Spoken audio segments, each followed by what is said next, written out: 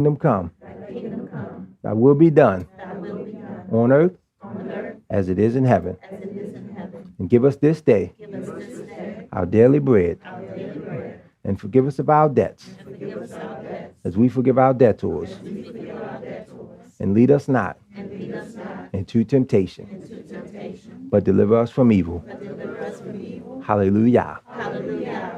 Father Yahweh, we come before you ever so humbly on this beautiful seventh-day Shabbat. We total you for breathing the breath of life into each and every one of our vessels.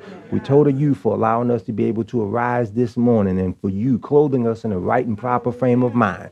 We total your Kodesh name for keeping our minds focused and stayed on you and giving us that mind, desiring to do your will. And we ask of you to please continually, as long as you put breath in our bodies, continually endow us with all of those things, the mind to do your will, a mind to diligently seek after you, and the desire to be found favorable and acceptable before you. And Father, we ask that you continually supply the things in which we stand in need of while preventing us from seeking after the things of the Gentiles. Father, we ask that you continually provide us with the things in which we have need of, including food, clothing, shelter, the ability to stand, your protection and your leadership, your guidance and your instruction. And we ask of you to please continually wrap us in the hollow of your hand in these latter days and keep us forward marching on that road that leads to life everlasting. Let us not depart from the road that leads to salvation, not to the right hand nor to the left, but keep us on that straight and narrow path with Yahshua HaMashiach lighting the way.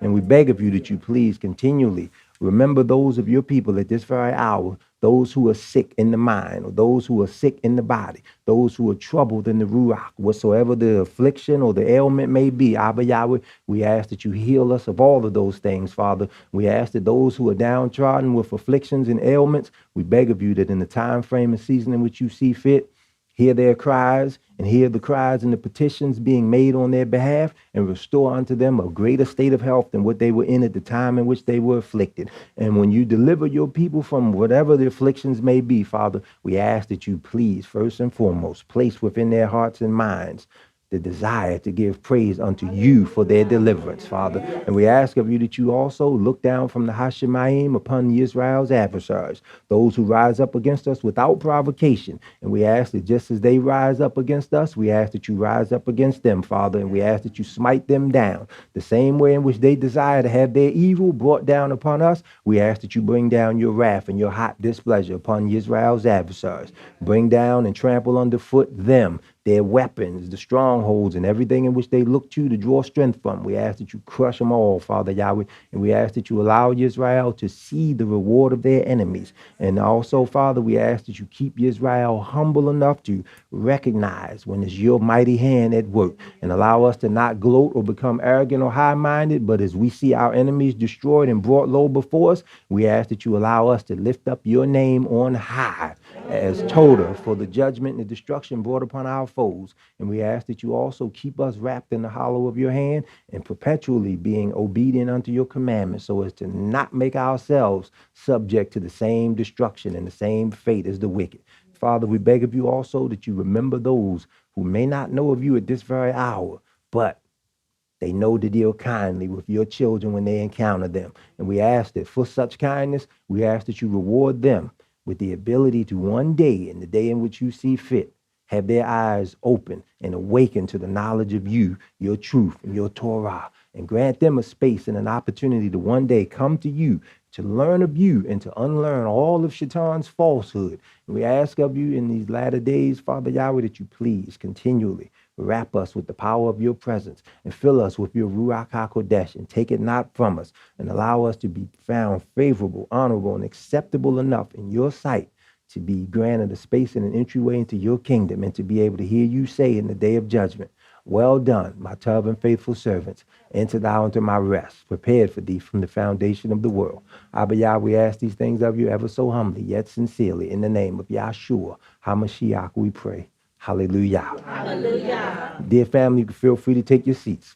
We told Almighty Yahweh for allowing all of us to be able to gather here on another seventh-day Shabbat, on this seventh day of the 11th month, according to Yahweh's calendar and his time frame. I want to open this portion of our Shabbat observance reading from the book of Tehillim, Psalm 91. He that dwells in the secret place of the Most High shall abide under the shadow of the Almighty. I will say of Yahweh, He is my refuge and my fortress, my Elohim, in Him will I trust. Surely He shall deliver you from the snare of the fowler and from the noisome pestilence. And He shall cover you with His feathers, and under His wings shall you trust. His truth shall be your shield and buckler. And you shall not be afraid for the terror by night, nor for the arrow that flies by day, nor for the pestilence that walks in darkness, nor for the destruction that wastes at noonday. 1,000 shall fall at your side, and 10,000 at your right hand, but it shall not come nigh unto you. Only with your eyes shall you behold and see the reward of the wicked, because you've made Yahweh, which is my refuge, even the Most High, your habitation. And there shall no evil befall you, neither shall any plague come nigh unto your dwelling. For He shall give His angels charge over you to keep you in all your ways. And they shall bear you up in their hands, lest you dash your foot against a stone.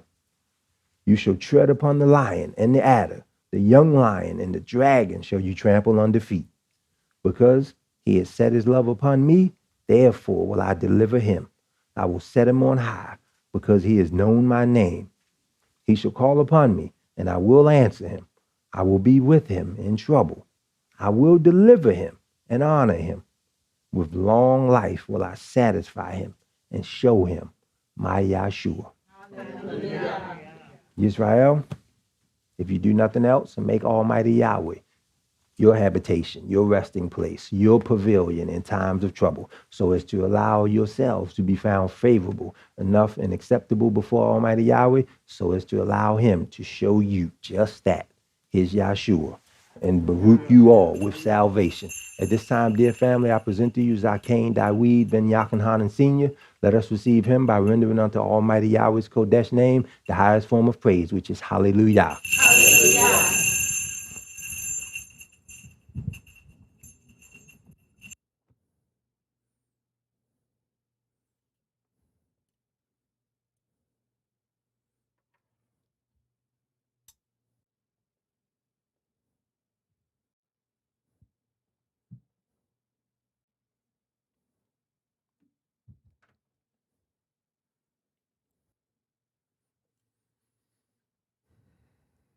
Shabbat Shalom, Yisrael.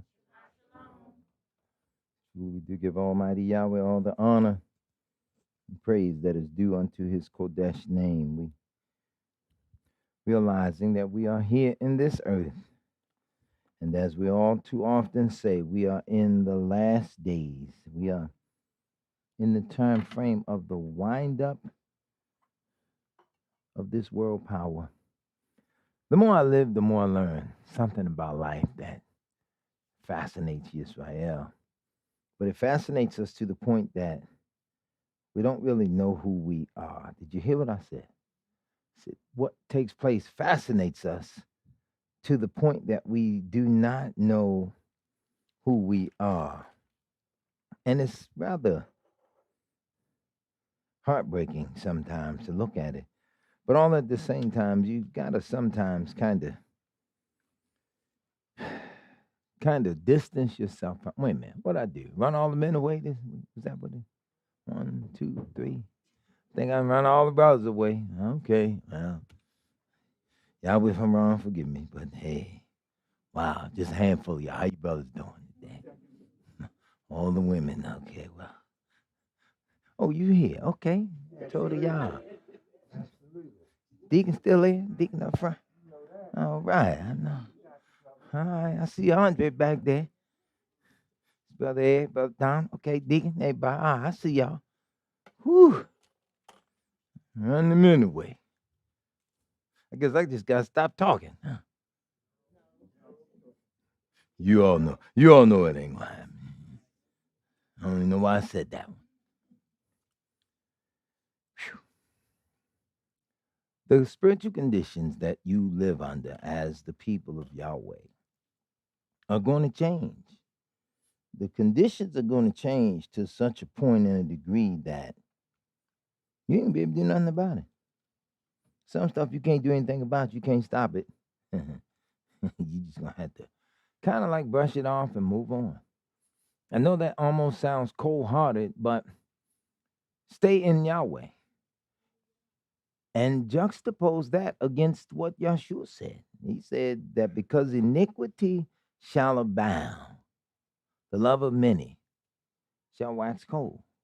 So sometimes you have to understand people in the world, they don't love you. I went through something early in the week. I didn't expect the person to love me, and I really didn't much care, but I thought I had a little bit of ranking enough to, show me a little bit of decency in some respect. But the person didn't. And I think everybody kind of expected me to get off, No, I didn't. I stayed calm. Because I know Yahweh has the condition. I ain't for that now. The only one thing gonna make me fight nowadays in this era time. That's when you go too far against the word of Yahweh. I do mean that from the bottom of my heart. I will literally draw the sword. If that's what y'all command, I don't have a problem with that. But all the earthly things that are taking place in the earth now doesn't bother me. And I do have to use this analogy. The Apostle Shaul used it first, so I think I'm safe to use it behind him. If any difference, I'll be a little more graphic with it. But the Apostle Shaul did say that he counts all things in this earth as dung. He counts it as dung. Now, I'll tell y'all something. We are in the era of social media, internet. Now, before I even say it, watch this. By the time I say it, and probably the end of the day, the end of the heathen year, watch and see if one of y'all don't say, you know what? I saw that. As soon as you said it, I seen it. Anyway, the Apostle Shaul said he counted the things of this earth as dung, that he might gain the Messiah. So everything happened, people filming. People can get robbed broad daylight. Ain't nobody running to help nobody. Everybody pull out their phone. People filming. You can fall out in the middle of the street and need all kind of help and assistance. People filming. People got the phone now. Baby had birthday, everybody got the phone out. Everything. People filming. But we just want salvation. We're after salvation. I've seen people at baptisms, they do that. I won't knock it. But now that I bring this up, watch and see if you don't see it. You ever notice how people just use the commode, toilet stool, whatever? They ain't shooting no pictures of that. Turn around, dig behind you. Get yourself a baggie, sandwich bag or something. Keep it. Put it in the bag. Seal it. Do whatever. Just keep it. You don't see people do that. But the apostle said that at the end of it all, in the analysis of what Yahweh's offering Israel versus what the world already has, he equated it all with dung.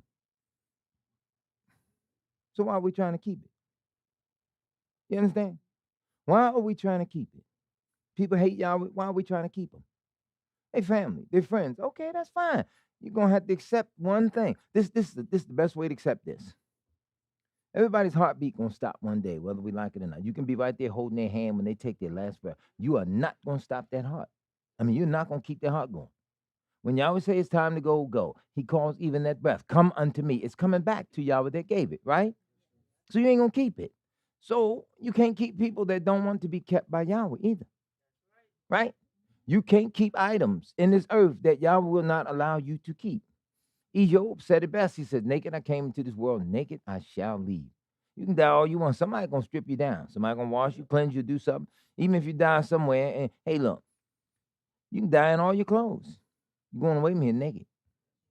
Because that flesh gonna disintegrate. So we have to really look at life for the reality of what it is that we might gain Messiah.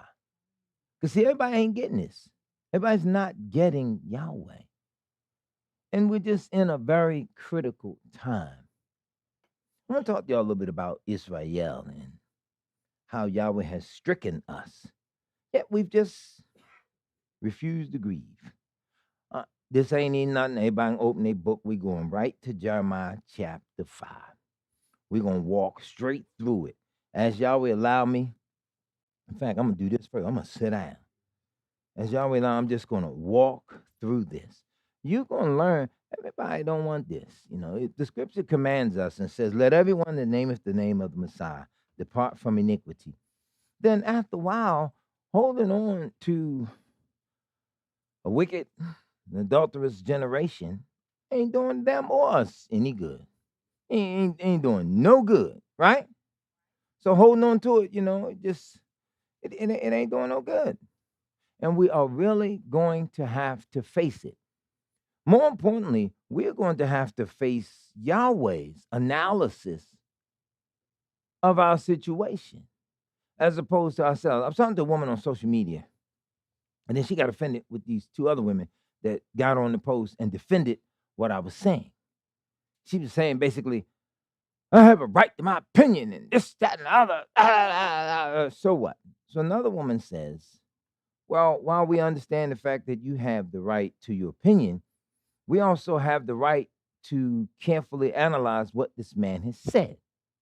For the last 20 years or better that I've known him, he's spoken the truth to us as best he can without personal opinion.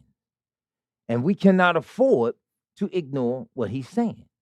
However, your opinion is of no value, and those of us that can afford it, we do not even wish to buy your opinion. And I was like, woo, that was heavy. She let the woman know, we ain't buying it. We are after the truth. So the woman got offended, accused them of being cheerleaders and all this other stuff. No, some people just happen to recognize the truth and they gravitate to that. And that's what we want. It's interesting. I came here and I knelt down and I prayed. And I used two words that Yahweh would have mercy upon us that we be found favorable and acceptable. And the minister used those same two words in his prayer. He didn't hear me pray, but he used those same two words standing up here that Yahweh would have mercy upon us that we be found favorable and acceptable in his sight. And that's what Yisrael going to have to get to, where we are favored by Yahweh and accepted. We don't want to be accepted by the world. And that is the truth. You really do not want to be accepted. Okay? And when you are not accepted, sometimes you have to make the first move. In other words, you have to let those that have not accepted you, periodically, you have to subtly or openly let them know, I don't wish to be accepted. I'm over here, you over there. You all can congregate over there. I am going to go over here. You have to let it be known. I have a couple of students that kind of really subtly don't like me. I'm fine with that. But every now and then there's this thing I do, according to Torah, where I let it be known, I don't give a damn that you don't like me. Subtly, I feel the same way. But all at the same time, I'm not wanting to let all my feelings and everything show, because we have to be in the world and not of the world. Again, if I can go to the toilet stool and let it go and don't need to see it and don't need a picture of it, then it's the same way with people in the world who, in this age, don't care about Yahweh one way or the other. They don't care about the Lord one way or the other. They don't care about Allah, Buddha, none of that stuff, one way or the other. How then can I connect myself with that? Funny thing about a toilet stool, it has a very distinctive sound. And that sound, like musical notes, it lets you know you've let it go. You got to know the sound of people when they're not obeying Yahweh. And you got to hear that spiritual toilet in your mind flush, because you have let them go. Even if you got to see them every day.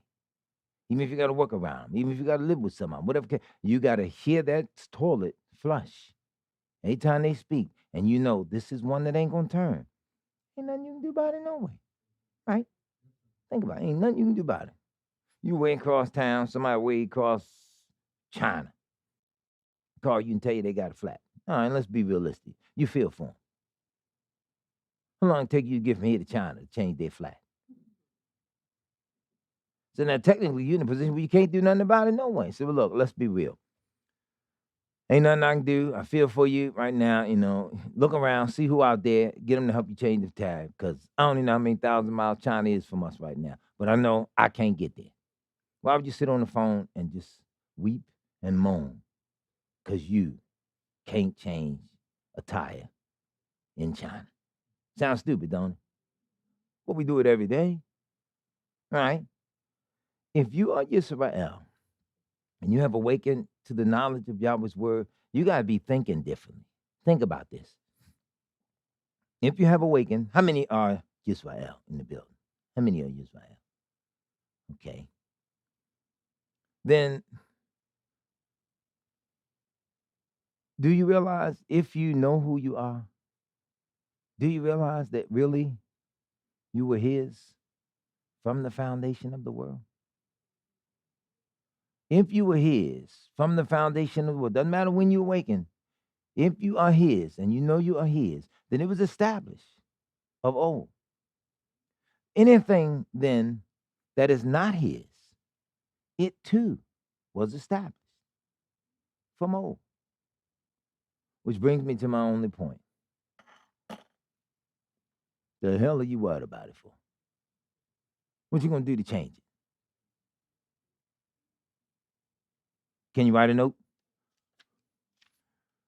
Dear Yahweh, I know my brother can get on your nerves, and his children, and my cousin JoJo, and Peter Frank, and the lady at the job that don't like me. But can you bring them to? Because I want to see them saved. Plus, she make good cake. Now, I just made that up. That's not what's on here, but I'm just saying. Because that is the equivalent of what you're doing. If Yahweh didn't choose him, he just didn't choose him. Ain't nothing we can do about it. You're going to have to put your heart in the right place now. And I say Israel going to really have to put their heart in the right place.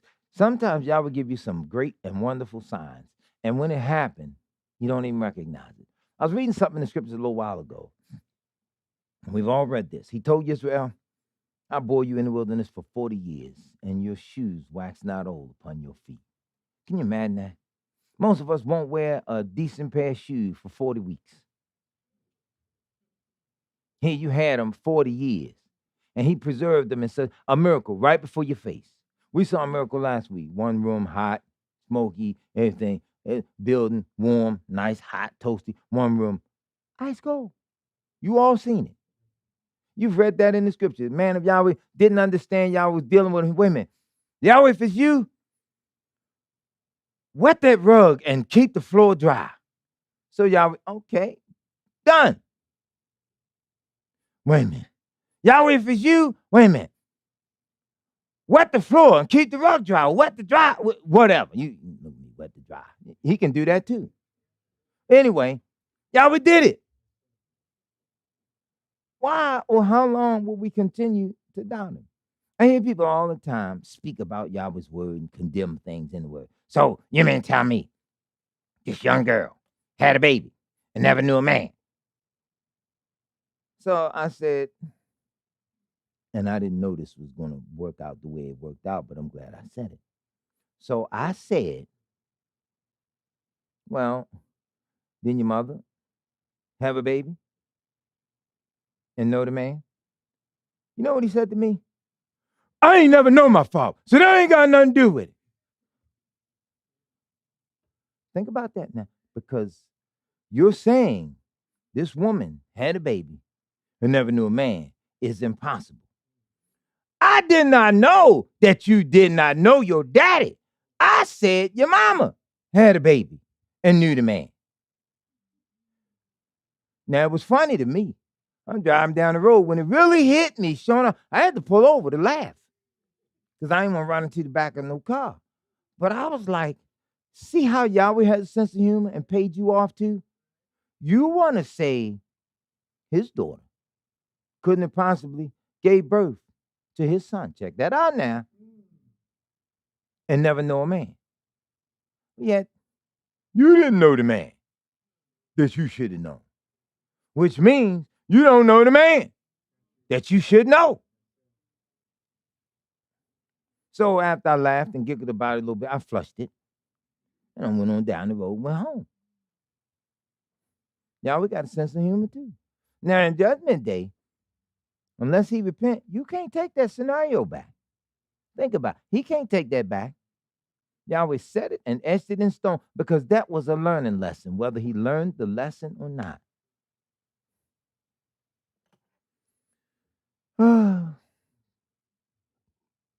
Yahweh has stricken us, but we have not grieved. Jeremiah chapter 5.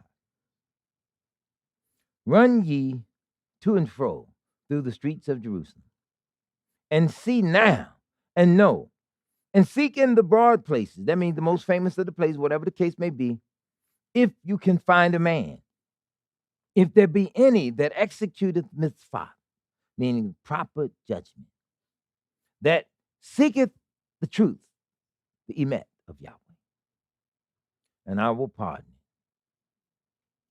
Find a man that's seeking the truth, that's really out there after it. Somebody that's really doing the judgment the way it should be done. See, this is what people forget about Yahweh's word. They find the religious side of the word, whatever that means. I'm going to go with that. They find the religious side, where, you know, the side where we pretend we like Yahweh, where we pretend we obeying, where we in the building every week. But now, Sunday, Monday or Tuesday, whatever, we cutting up, we doing all kind of other stuff. We find Yahweh, but now when we have to live Yahweh, this is where we fall short. See, we have to live this. And to live it really does require practical application. You got people that have, in all the ages, said that you don't have to keep the commandments of Yahweh today. But yet Yahweh commanded even nature. You mean to tell me if you don't have to keep the commandments of Yahweh, then a tree does not have to grow if it don't want to. Right? The river does not have to flow if it don't want to. The way the river flows, it is a commandment of Yahweh. The way the wind blows, it blows because it is a commandment of Yahweh. Now, man want to be in the earth and benefit from all this. But he don't have to keep the commandments of Yahweh. Now, who is a liar but somebody that would even say something to you like that? It making any sense yet? Jehovah's Witnesses do it. Christians do it. All the religions of the world say you don't have to do that. People say you don't have to keep it, and then every day, the number one story in the news is always crime. Number one story in crime. Well, stop, hypocrites. Because if you don't have to keep the commandments of Yahweh, you should not be reporting on crime. Crime should be just as natural as the wind blowing. Crime should be just as natural as the fish swimming in the ocean. You know, you don't have to report it. Do you ever see them doing stories on the fish in the ocean? Breaking news. We're out here at Sandy Point Beach and the fish are swimming. Film at 11. You don't see that, now do you? But it happens. So if you don't have to keep the commandment, don't report on somebody breaking the law. And other people break the law, they don't report on it. Bill Gates break the law. Are they reporting it? Biden didn't break the law. Are they reporting it? CIA, FBI, Russia, China, Ukraine, Africa, everybody, they break the law. Are they reporting it? So why does just black crime have to make the news? And you won't get a joy out of looking at the news until you really understand Yahweh's word and realize they're highlighting you, showing you, look how you acting. Look how you doing. Look how you living. You're the people of Yahweh and you can't do no better. You're getting on my, you make me sick. I need the extermination. I need to get, that's the only reason they're reporting the crime, because just like the word of Yahweh says, they'll look at them and say, you know, all this stuff came upon them because they have forsaken Almighty Yahweh and his law. That's what the scripture says the world gonna say. Okay. Then there's the crazy bunch, the craziest of all. They're pretending to be you, pretending to keep the law, then get mad with you when you wake up and start thinking about keeping the law. You ain't keeping it yet. You thinking about keeping it. Sometimes you fussing and fighting and arguing on the corner about it. You ain't kept it yet, but you at least thinking about it. That's a step in the right direction. Now they're mad at you for thinking about trying to keep it and don't want you to keep it. Listen. Y'all hear that giant toilet just flush? Man, they can say you're anti-Semitic, whatever the hell they want to say. I flushed the Jewish community down the toilet of Yahweh in my mind. I don't pay y'all no mind. The hell with all of it. Now come tell me I'm anti-Semitic. Before, so I bet you won't say I'm anti-jawbone. Slap your damn face. Say, well, he's pro-jawbone. Certainly am. Pow! Line up. Slap every one of you. That man is pro-jawbone. Yes. Listen. Yahweh's people have to really take this way of life serious. So serious that you just shut up and live it. That's all you got to do. Just shut up and live it. There's something about living this way of life so that when you're put in specific scenarios in life where you don't argue or you don't fuss back, but you enact the law, there's a spiritual power behind it that the world cannot understand. Okay? The world cannot understand it. You have enacted Yahweh's law. You've now turned the case over to the judge. See, our people have lost so much faith in Yahweh, they don't even believe in prayer anymore. They don't even believe that, well, we're going to put this in Yahweh's hands and wait. Putting something in Yahweh's hands does not mean ain't nothing going to happen. You just have to wait. Nobody gets away with that. I get so sick of us as a people where we're always trying to have so much mercy on every nationality before we even go home and have it on ourselves. Self-preservation is a law of nature. Something scare you, you do one of two things. You run or you turn and fight it. To get it out, you defend quickly. What are you doing? You put your hand or you flee. Either way, it's a law of nature.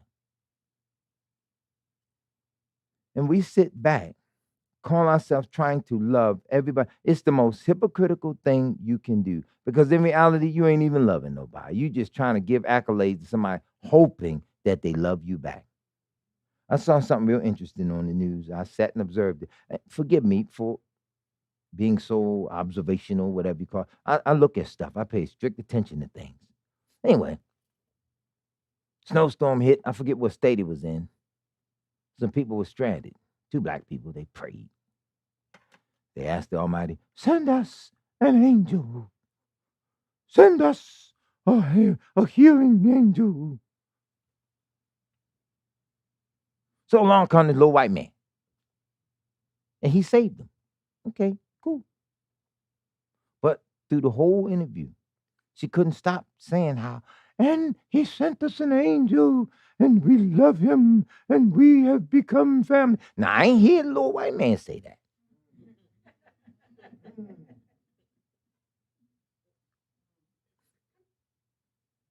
I'm watching the news. But he never said, yeah, I saved the black people. And yes, I'm an angel. He ain't say that. He broke into school. This is the cool part. He broke into school. He found the food. He made pizza and went back out and kept on rescuing people. Good deed, can't deny it. He kept on going out rescuing people that were stranded in the snow. Took them all into school.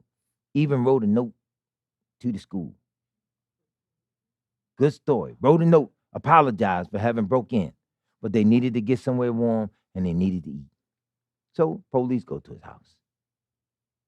He said, for a small moment, quote, for a small moment, I thought I was in trouble. Notice, see, the white man got the comfort of a small moment.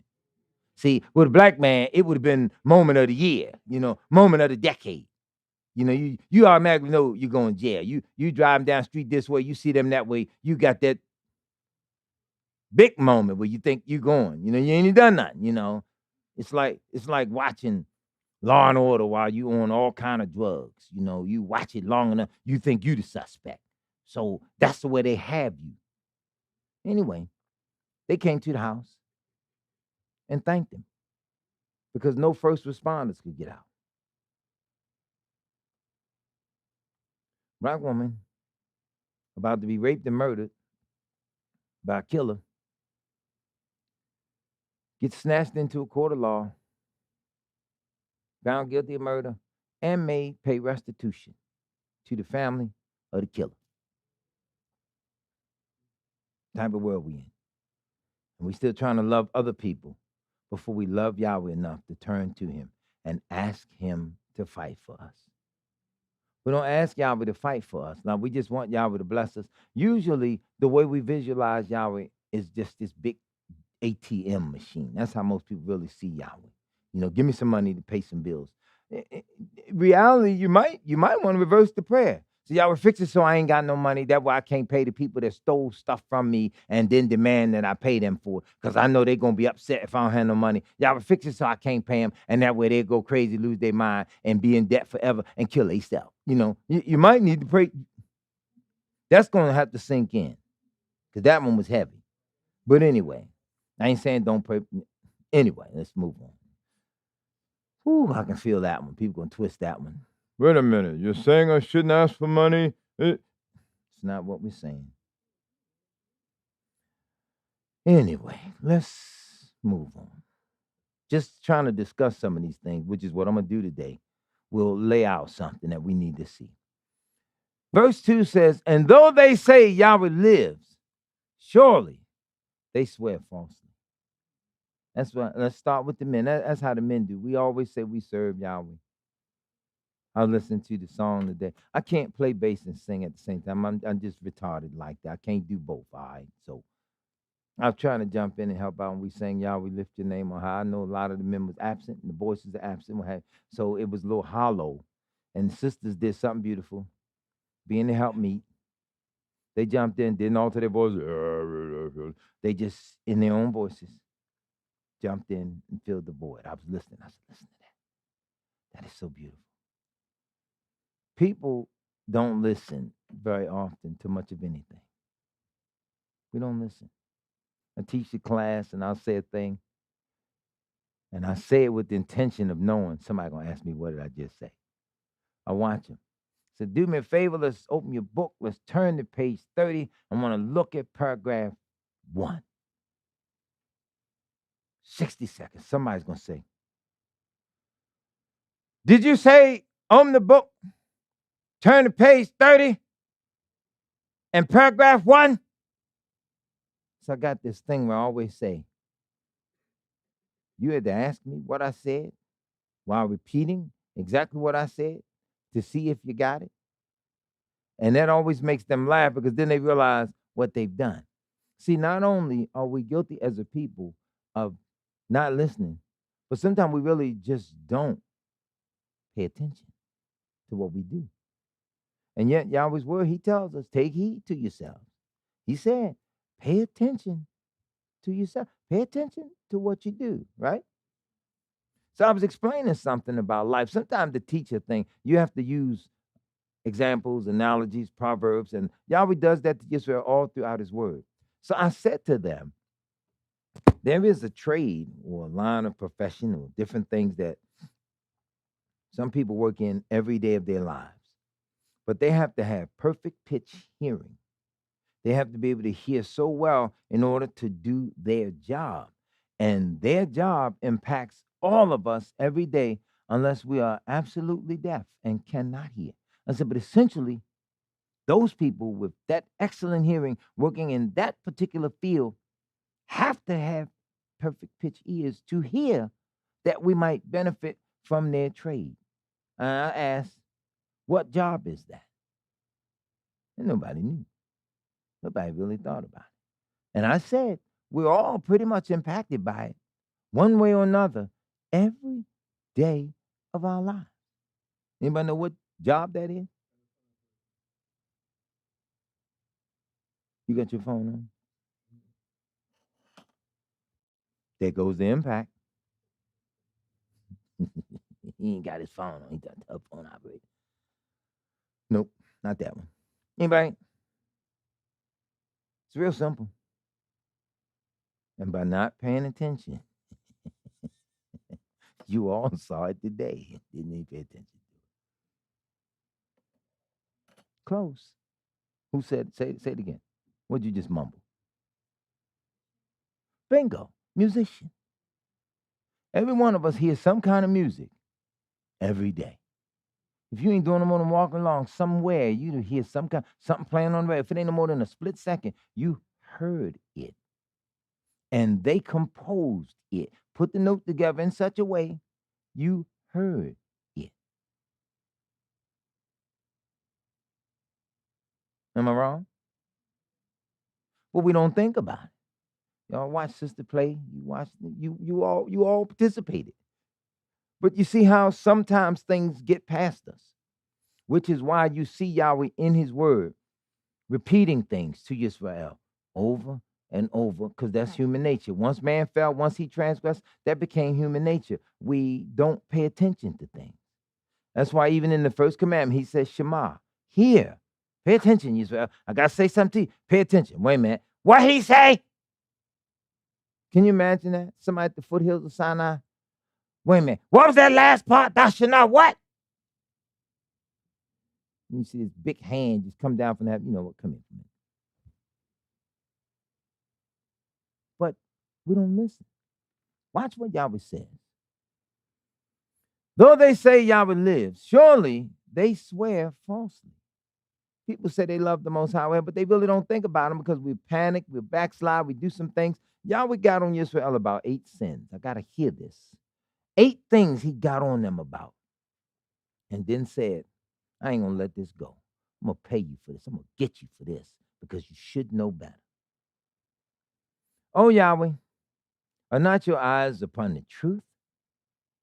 You have stricken them, but they have not grieved. Thou hast consumed them, but they have refused to receive correction.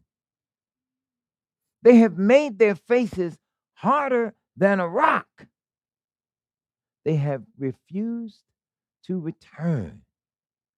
Now, this is Jeremiah pleading with Yahweh. He said, wait a minute, Yahweh, now you know this. I know you're looking at it. Your eyes are on the truth. So you know more about it than me. Therefore, I said, surely these are poor. These are the poorest of the poor, meaning in mind. He ain't talking financially. They're foolish, for they know not the way of Yahweh, nor the judgment of their Elohim. They don't know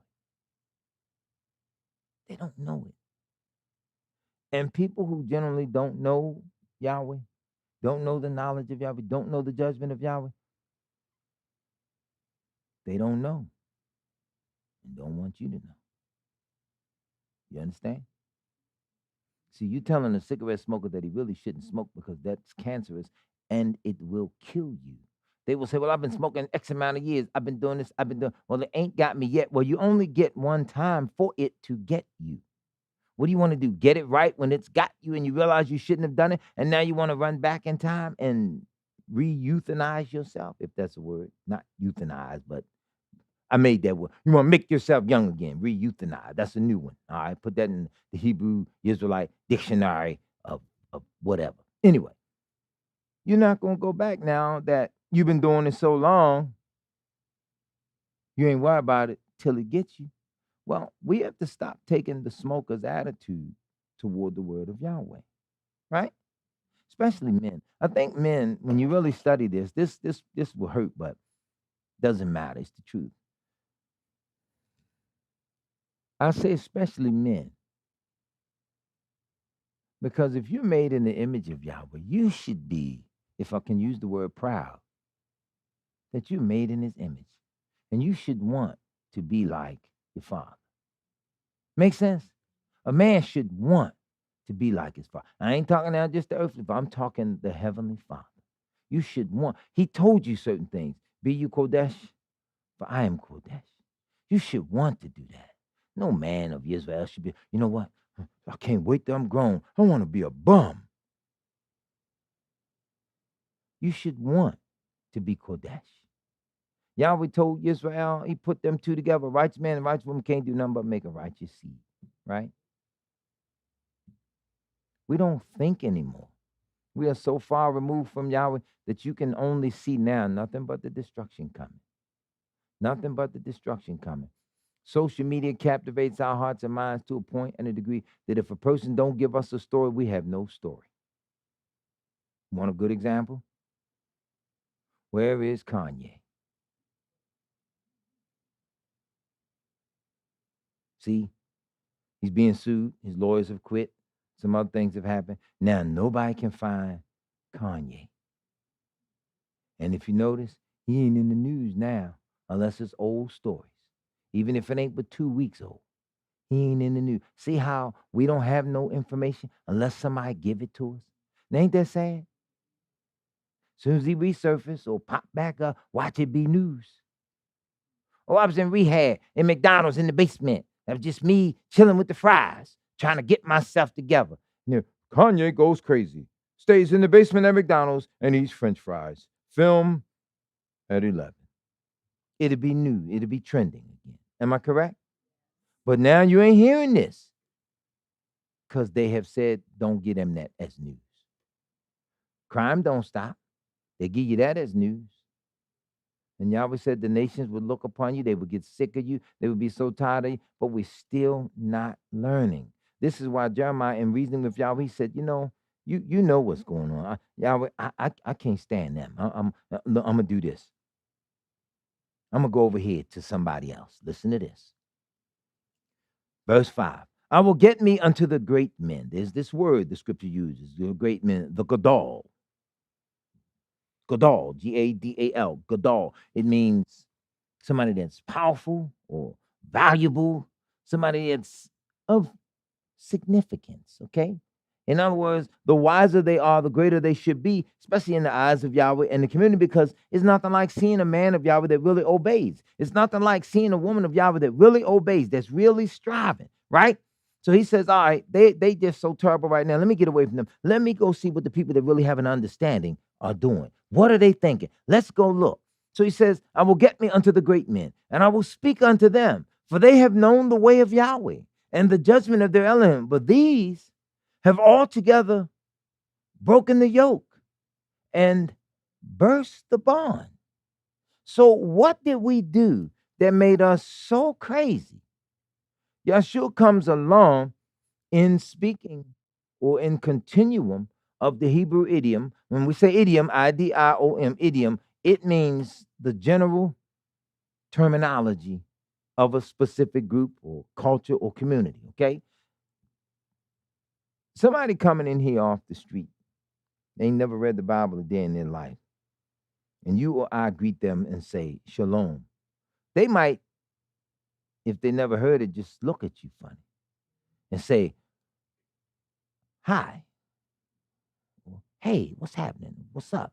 Because they're not germane to the general idiom, okay?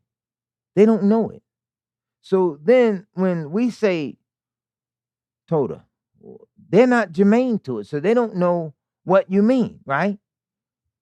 So here he says, I will go to the great men and speak with them concerning this issue, for they've known the way of Yahweh and the judgment. But these right here, they have broken the yoke and burst the bond.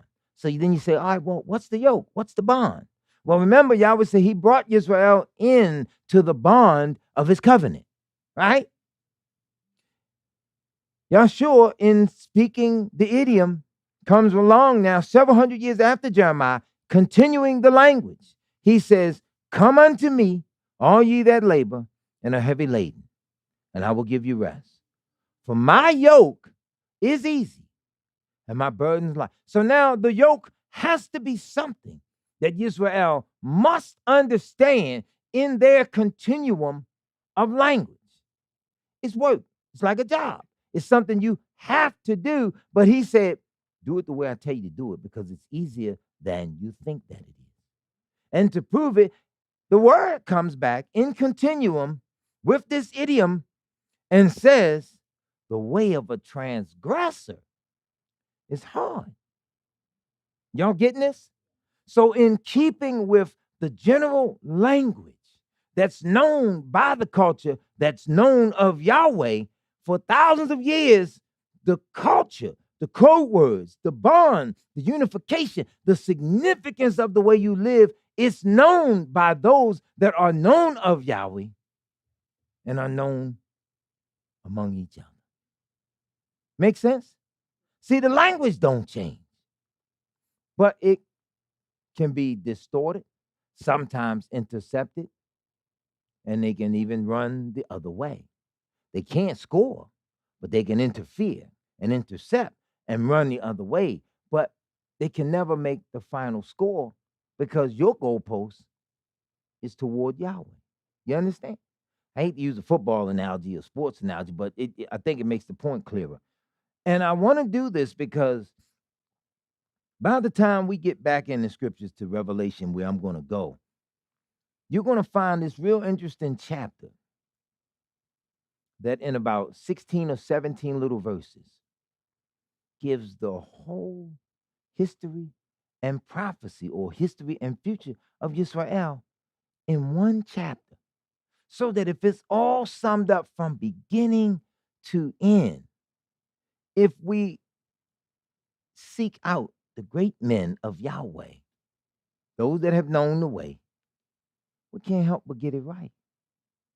See, a lot of people today, I was thinking on this earlier, a lot of people want to be great men of Yahweh. They think now, today's secret to be a great man of Yahweh is get a YouTube channel or to get a radio station and talk. But no real work. You help Mississippi with that old tax form that might reduce her property taxes or something. You get a stop sign put at a corner somewhere. But I ain't saying go and get in politics. I'm just saying little stuff in the community that makes you a man or woman of renown. Let's get this. To be renowned, one must first be known. Am I correct? So then the deeds that one has done that has made them renowned tend to get repeated, right?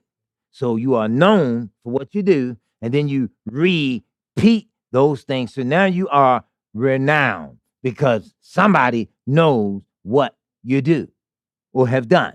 Make sense? So our brothers today don't know Yahweh. They learn of him. And then they want to be men of renown. And you're not known for putting the dish in the sink at the house. You're not known for putting a dirty sock in the laundry basket. You're not known for being kind and compassionate or working and doing the things that should be done, but you want the people to know you just because you're talking. That's the making of a false prophet.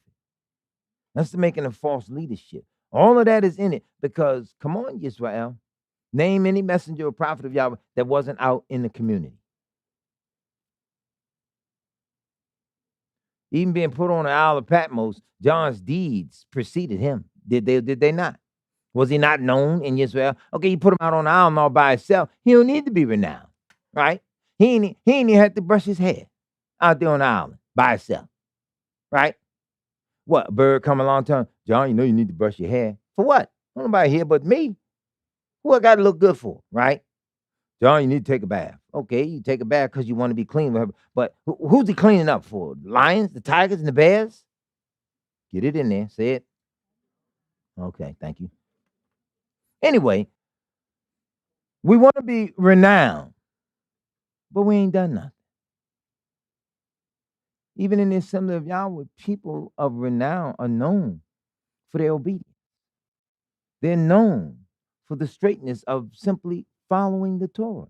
They are known because they really do wish to simply be saved. Okay? Is that making any sense yet? So today, the world, everybody want to be known. Everybody want a YouTube channel. Everybody want 1 million likes and all this stuff. Remember the little insurance commercial, little man dancing? Got the video going on and he's narrating it. He's supposed to be like a black youth making a video, and he's saying, this is going to be the greatest video yet. This is going to get tens and tens of likes. And this man is driving the car. He's looking at the kid dancing and taking the video, and bam, runs into the back of a car. Y'all seen that commercial? It's the funny part where he says tens and tens. Not thousands and thousands, not even hundreds. He said, this is going to get tens and tens of likes. And that's what people are seeking. The real work of Yahweh ain't always on the camera. Especially in the 21st century when this stuff really went abroad. You have everybody teaching. And if it were really sticking like duct tape, we'd be changing for the better. But when Yahweh said, go through the land and slay utterly old and young, but yet don't make a full end, That should catch Yisrael's attention, that even when it's time to come after us to correct us, I'm going to tear the fur off of some of you, but I ain't going to kill all of you. I will spare a remnant. The remnant is known by Yahweh and known for their deeds and their works, and therefore become renowned with Yahweh. Am I making sense yet? See, when somebody sits down with Yahweh's people and starts teaching them this, then the desire to be seen goes away. I had something so disrespectful happened to me early in the week, and people really thinking I was going to go off. I stayed just as calm. I ain't paid no mind because I had already prayed about the matter. And I realized you all think you know me because you think I need to go off and set the record straight, whereas I stayed calm because I know he knows me. And I know he can fight the battle better than I can. So I stayed calm. Even to the point of being disrespected, I stayed calm. You know, sometimes, see, you don't have to establish yourself. Well, I ain't no punk. Okay, well, a lot of people know you ain't no punk. But it ain't always a macho man thing where you got to prove it. Some stuff, sometimes take it. Okay, all right, so what? I look like a punk. All right, that's cool. You know, don't get too out of hand because he just might unleash me. But the point is, when we are known where we should be known, we've already won the battle. Do you hear me? All those that are Yahweh's people have already overcome the mark of the beast. They've already overcome it. The same man of renown put him out on an island all by himself. And on the island, he saw Yahweh's people so well unified, like a sea of glass.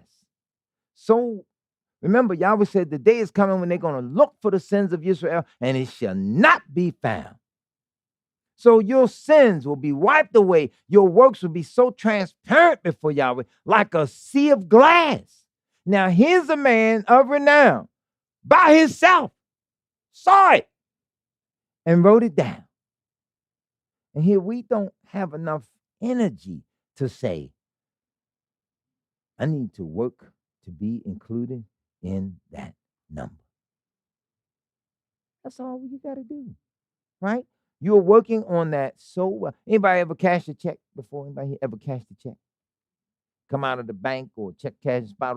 Do you have it all in your hand so the whole world can see what you got? I got these many today. You just don't do it, right? And I mean, even if you're not in fear of being robbed, common sense just says, put it away. Now, here's something interesting. The people usually say, would you like an envelope? Right? Ain't what they usually do? They give you an envelope. I don't know if they charge you for them now, like the stores. Would you like a bag? No, I'm sorry. The stores say, would you like to buy a bag? So I said to the man the other day, no, I don't want to buy no bag. Put my stuff in the bag. I was just testing the water to see. It's a hustle. Why should I pay you for that which you used to give me anyway? So I can walk out, stole all this stuff in my arm and look like I stole it. There was an idiot.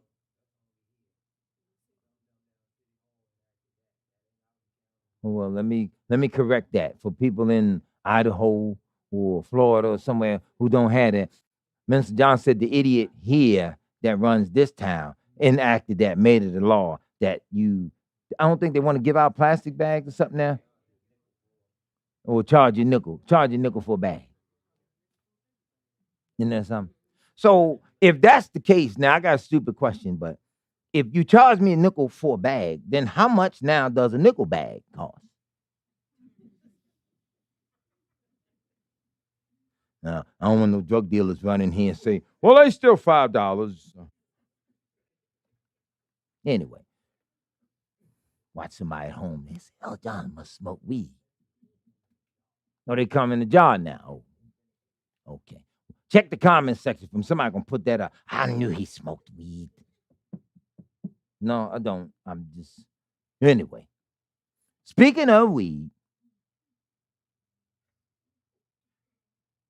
Jamal Bryant and them selling weed.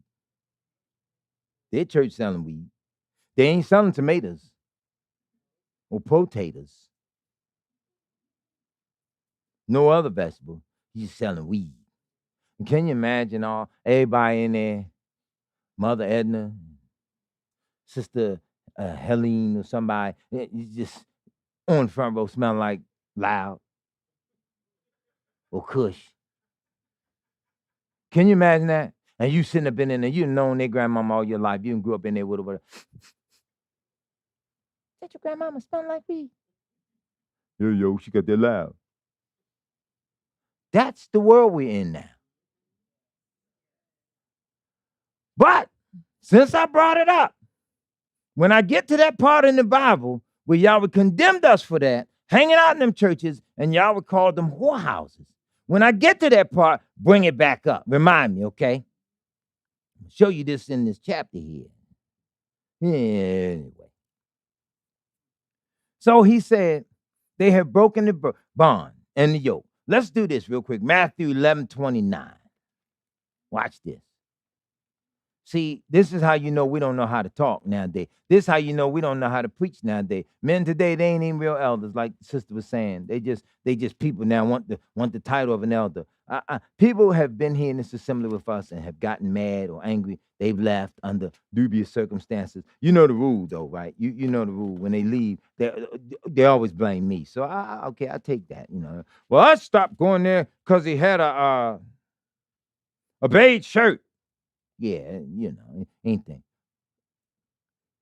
They'll blame you.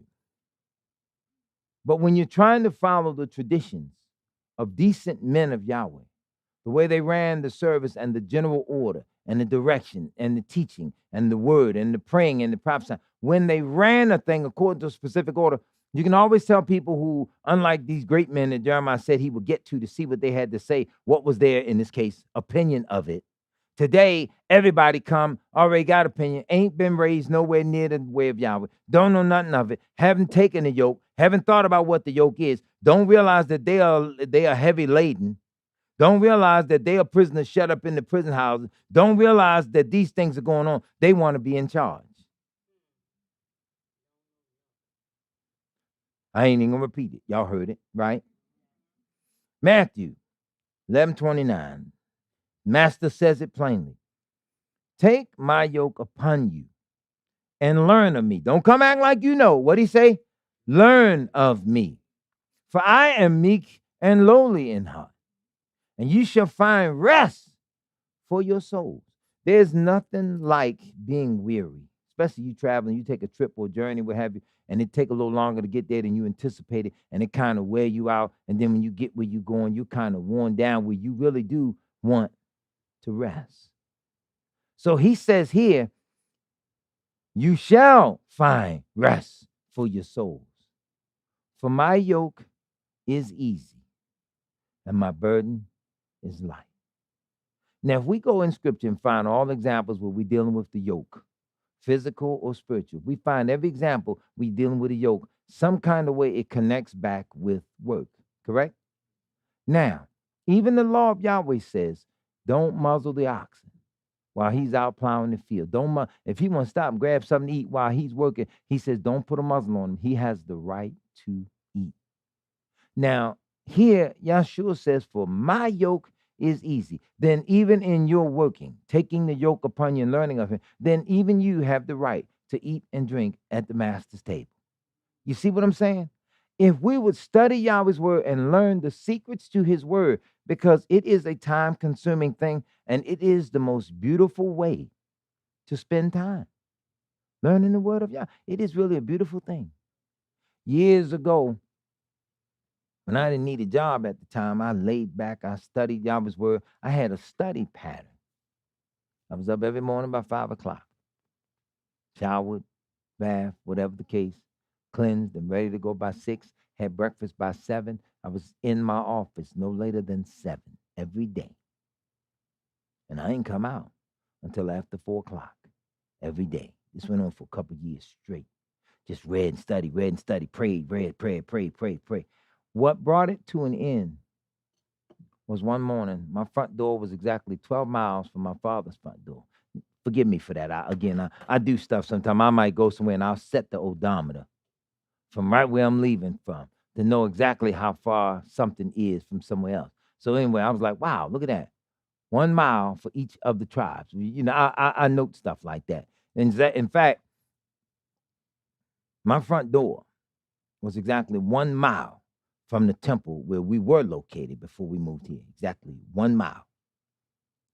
And I know this because in front of my door one day I hit the odometer. So I'm gonna see.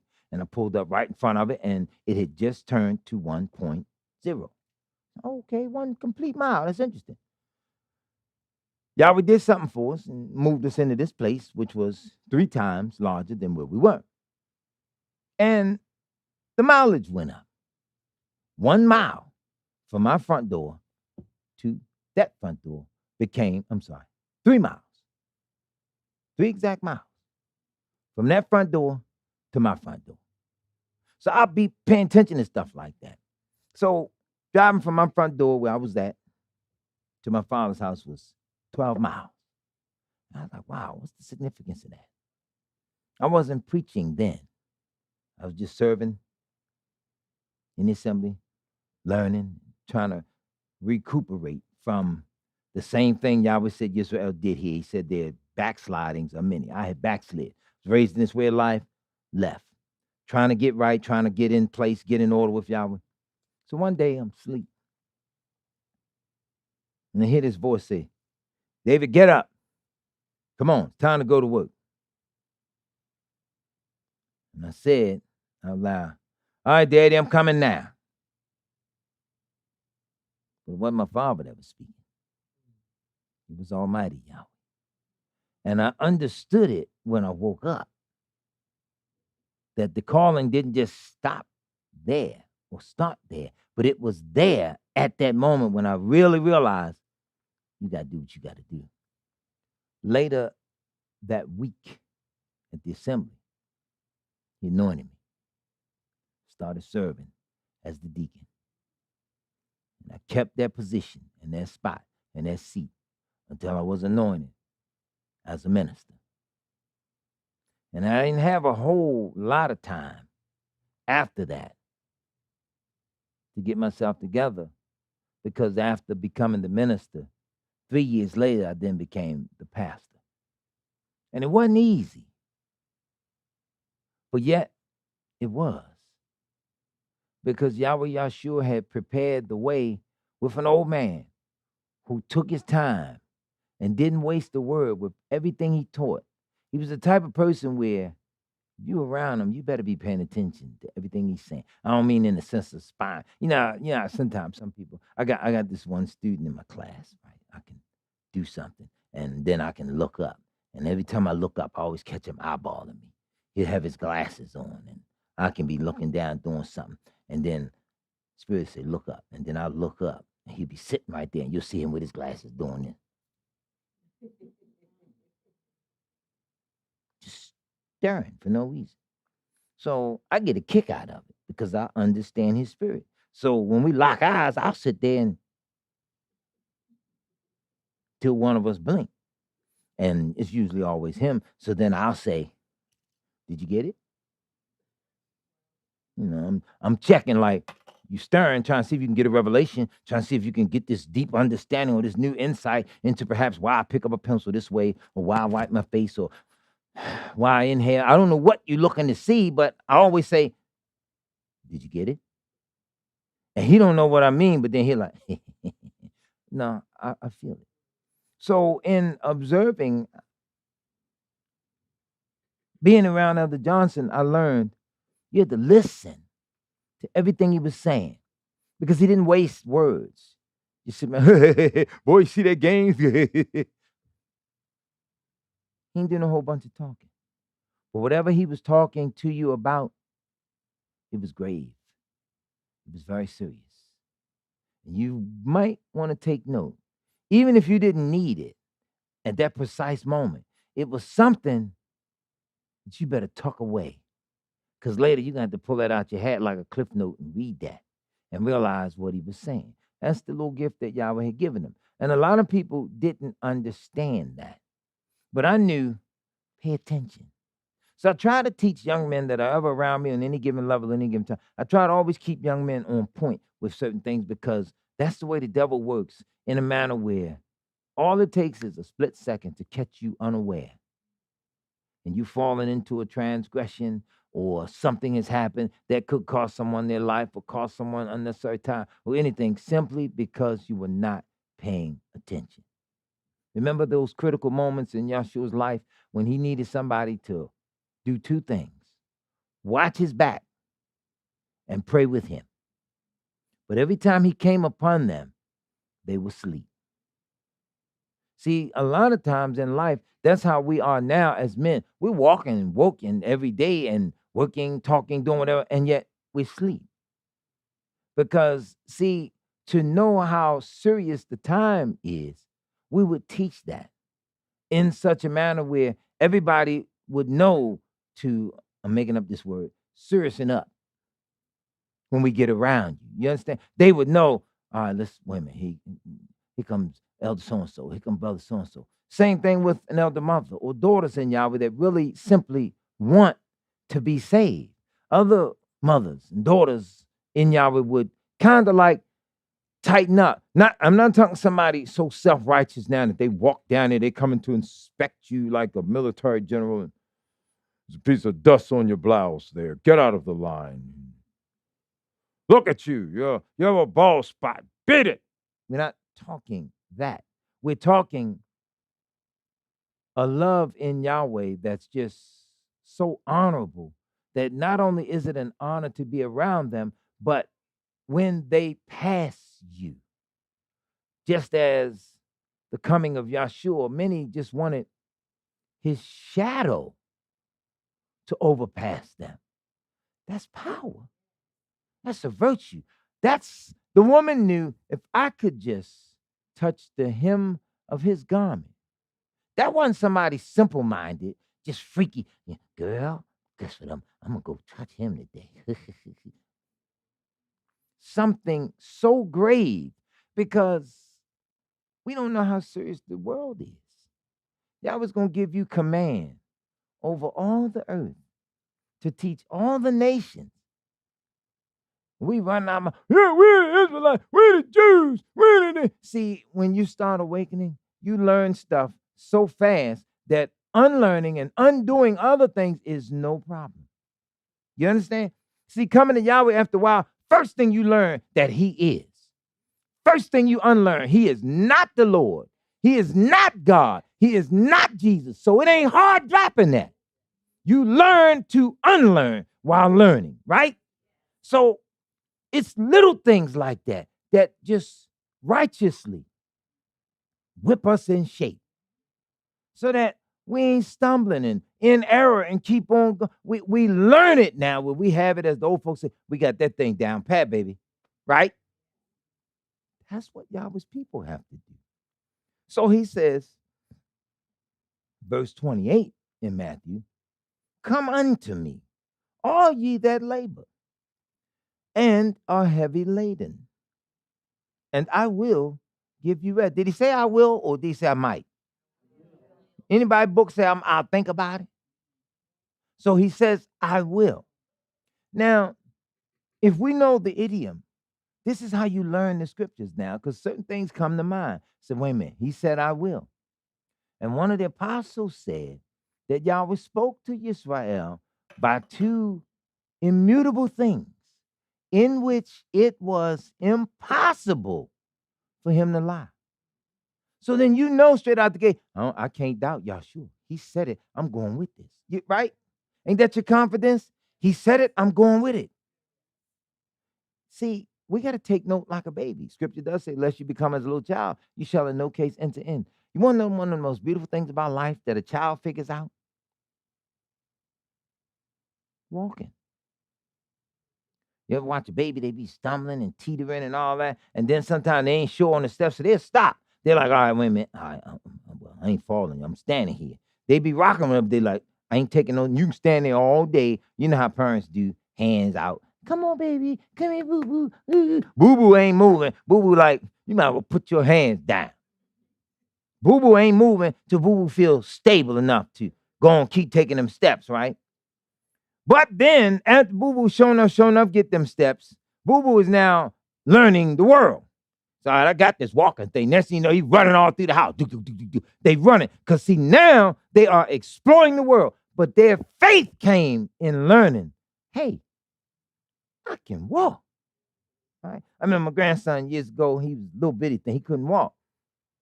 And his sister was playing with his little toys around him. And he was frustrated. He didn't want her to keep on playing with his little toy. So he stood up as if to say, girl, if I can fight, I'll get you now. And then he just sat back down. And we laughed about that thing because just standing up denoted, that's enough of this. I'm sick of this. But I can't walk yet. Boom. But once he could walk, all over the house. So we as Yahweh have to get that faith in Yahweh where we can walk in his Torah. When you can walk in it without having, after a while, we get to the point now we ain't got the old turn to your neighbor. Yahweh says he's going to even cut that out because the time is coming when they shall no more say, no, Yahweh, for they shall all know me, from the least of them even unto the greatest of them. So everybody walking the way he said walk. Right now, you see us stumbling and groping like blind men in the daylight. But yet we're saying we know Yahweh. Now, I'm not knocking us because we are waking up. But we have to wake up in Yahweh's solitude, the way he gives it to us. That's the only way it's going to work, right? Let me see if I got it. Because verse 3 says, Jeremiah 5, thou hast stricken them, but they have not grieved.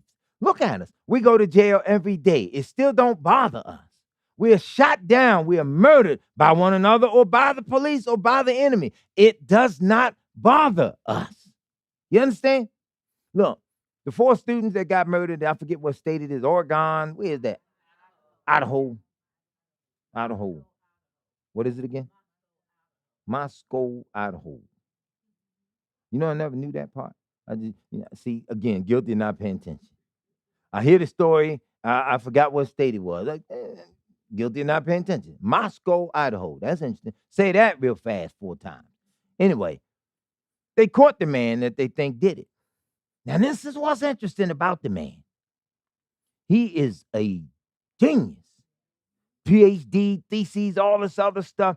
He ran an ad in the paper or something, right? About wanting to investigate criminality. Come and take this study on crime. I want to know what it feels like when you commit crimes or you do this or do that. You will be paid for your time in these studies. And they figured, wait a minute, you ran this ad and had been in touch with these people.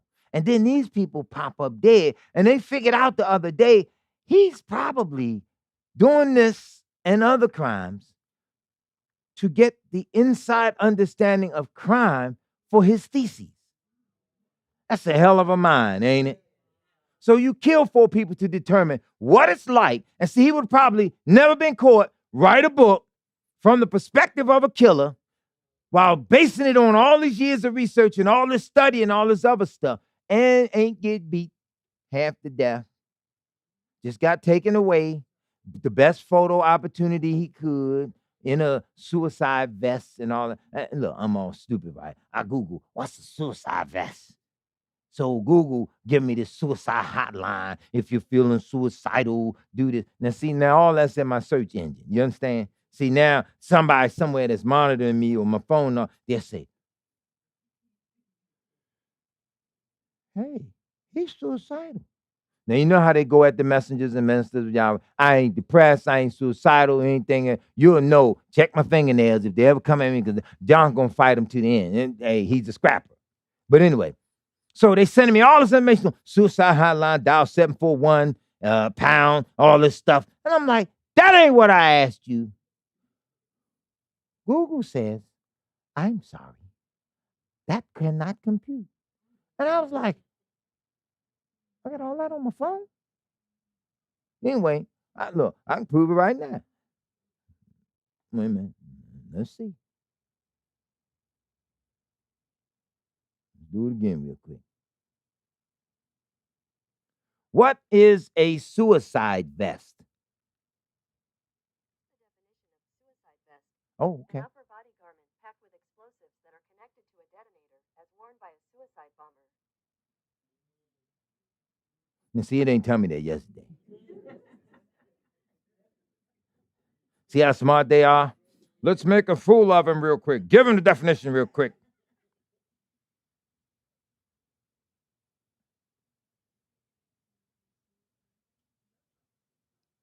They say they said he was in a suicide vest, and the picture they showed, he got some kind of green vest on. So I don't know. The picture stopped right here. So I thought a suicide vest was like the white uniform they put you in and straight jacket you keep you from committing suicide. But anyway, it could be both, I guess.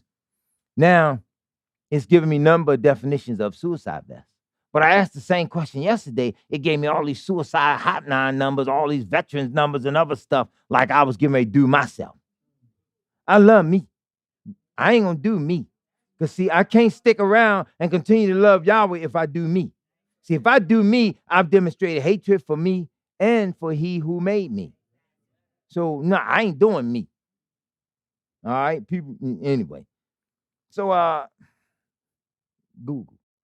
This is what our people trust. They trust this stuff here for research. And they won't go back and dig up the old books, the old records where, see, the white man ain't always lying every time he talk. Keep that in mind. He ain't always lying. Sometimes he throw the truth out there at you. He be like, you know, whew, I don't know how long we going to keep going with this chosen people stuff. But yeah, they are the real people. It's them. But, you know, and nevertheless, is the camera on? Yes, I'm chosen. You know, that's how they roll. So it's confusing, but that's them, okay? That I've always taught you all, only the devil will come out and take both sides of an issue. You know, I'm going to kill myself. The devil come out, yeah, you really should. Get it over with, do yourself. Well, you know what? Now that you're telling me that, I don't think I want to do. I want to live. Well, that's what I was saying. You should live. Do yourself later. Didn't he take both sides of the issue? You trying to go right, he tell you go left. Then when you start trying to go left, he tell you go right. That's how you always know them, because they're not going to lose. Say, are y'all the chosen people, or are you not? Yeah, we're chosen, but we're not. But yeah, we are, but we're not. But what is that? What difference does it make that we're not? Because we are, and we say we are, and you know we're not, but we are, and you're not, and we are, and we're not, and we're not. And but yeah, did I mess your mind up yet? And you sit there and say, yeah. He said, okay, good. Look, even the phone had to bear witness. You can hit the phone, woo, woo, woo. Anyway, let's put this back on silent for somebody call me. You know how we do one another. Oh, he got the line open. Let me call him right now. Anyway, so Yahshua said we have, here Jeremiah says we've broken the yoke. Yahshua remind us, get back under the yoke. Get back under the bond of the covenant. Jeremiah 5:6 says, for which cause a lion out of the forest shall slay them, and a wolf of the evening shall spoil them. A leopard shall watch over their cities. Everyone that goeth out thence shall be torn in pieces, because their transgressions are many, and their backslidings are increased. You hear him talking to us? He says it's many and it has increased. So we as Yahweh's people got to really get a grip on what we do. I want to lay out these 8 sins that he jumped on Yisrael about, okay? He says, verse 7, how shall I pardon for this? Thy children have forsaken me and sworn by them that are no Elohim. When I fed them to the full, they then committed adultery and assembled themselves by troops in the harlots' houses. Oh, didn't I tell y'all when I get to the harlots' houses, remind me? Y'all ain't had to remind me. I remembered it. Let's back up and look at this, because don't go visualizing somebody off having sex. Did not Yahweh say, Jeremiah 3:14, turn, O backsliding Israel, for I am married unto you. So now when he says that we have backslidden and committed adultery, he damned us on treating him as the unwanted husband, right? Let me go a little further. When I fed them, they committed adultery. We went and worshiped all these other old gods and stuff that are not Yahweh. Then we assembled ourselves by troops in the harlot houses. Well, wait a minute. The scripture, in keeping with the language or the idiom, here comes John again, talking about Babylon, the mother of harlots.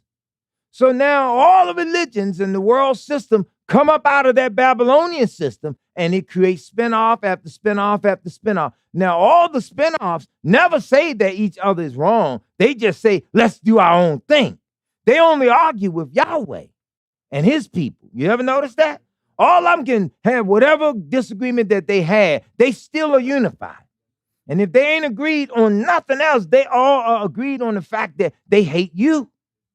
So now all these harlots, he said, we assembled ourselves by troops.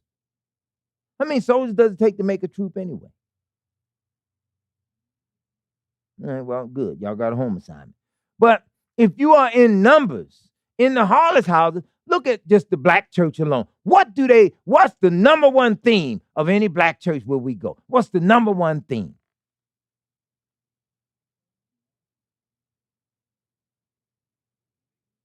No. Number one theme is, how many people is there? They want a big number, a bunch of numbers. Okay. We need large numbers. A little assembly like this, anybody coming in here with 7 little people. I gotta mention this. This is no disrespect to anybody, but this is funny, right? Check this out. If you notice, this is funny. When anybody come to visit us on Shabbat Eve, whenever people come and visit on Shabbat Eve, they tend to get depressed because they'll watch us online and think it's 80 or 90 of us in the building. But when they come on Shabbat Eve, it be 4 little people, right? All right, 7. All right, 7. All right, be 4 sisters sitting right there. Maybe a brother sit there, one to sit there, right? And Jacoby might be there. I'm counting baby girl. About 7, 8 come out on Friday night. So people be depressed. They be like, and they'll never say nothing. So I kind of I take that. I don't never say nothing. But Shabbat day, now check it, don't get offended. But Shabbat day, when the music and the food is jumping.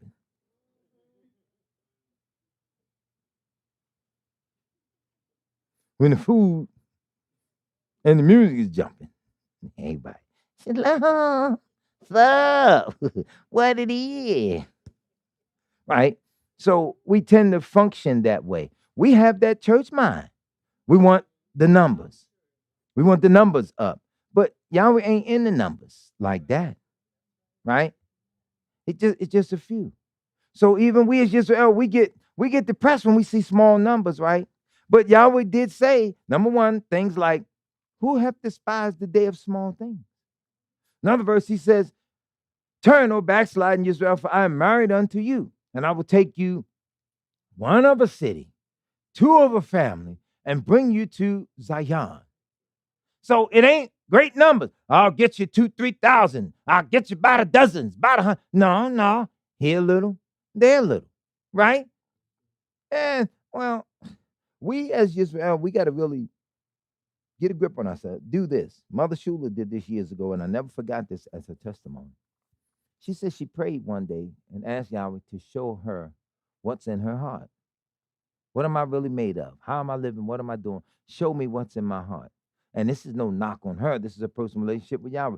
She did say, by the time Yahweh got through showing me what was in my heart and what I was made of, I couldn't stand myself. You hear me? That's what the elder mother said. See, most of the time, we don't pray that Yahweh righten us where we're wrong, strengthen us where we're weak, build us up, cleanse us of any secret faults or failure. We don't generally pray like that because more often than not, look, come on, let's be honest, let's tell the truth. More often than not, when we pray, we already go assuming that we straightened up a little bit, so then I must be righteous because I'm trying. I'm just checking. Well, like I said, don't let that lone voice just say, yeah, and everybody else is like, not me. I pray proper every day. Right? Don't pull a Nate dog on me. Hey. Anyway, Those that know will know what I'm driving at. Anyway, might as well clear it up right now. See, the church that's selling weed. Looking for no. Okay, somebody picked it up, right? Sister Giggle, she caught where I was going with that. Thank y'all. Somebody caught it. Anyway, see, the church that smoke weed, that's going to be their motto in the Lord. Hey, hey, hey, hey, smoke weed every day. That'll be their motto, and they can truly live by it, all right? Now, Nate Dogg done died on them, but they're going to still lift his name up in the order of business. Whereas even Yisrael, they looking for great numbers in these assemblies. Some people won't step foot in a little building like this because they think you're supposed to have a grand edifice, a major cathedral, the lights, 40-foot ceilings, all the white. As soon as you step in, the choir of heavenly angels, ah, nah, you need some bright white, get out, you know. But that's what they look for, right? That ain't the way y'all was calling Israel. So right now, we've done this. He said, they were as fed horses in the morning. Everyone neighed after his neighbor's wife. Now notice he put the neighed in there because brothers will do. Brothers will do little stupid stuff like that, looking at somebody else's wife or thinking that you can catch men doing this anywhere. The assemblies of Yahweh, it ain't out of bounds. Even there, there's a brother that attended here. He would sit down, and I would sit down from time to time and talk, but I would sit across from him, just talk and dialogue and listen. But I noticed that I couldn't. Well, I ain't got the best looking face in the world, so maybe I didn't command his attention.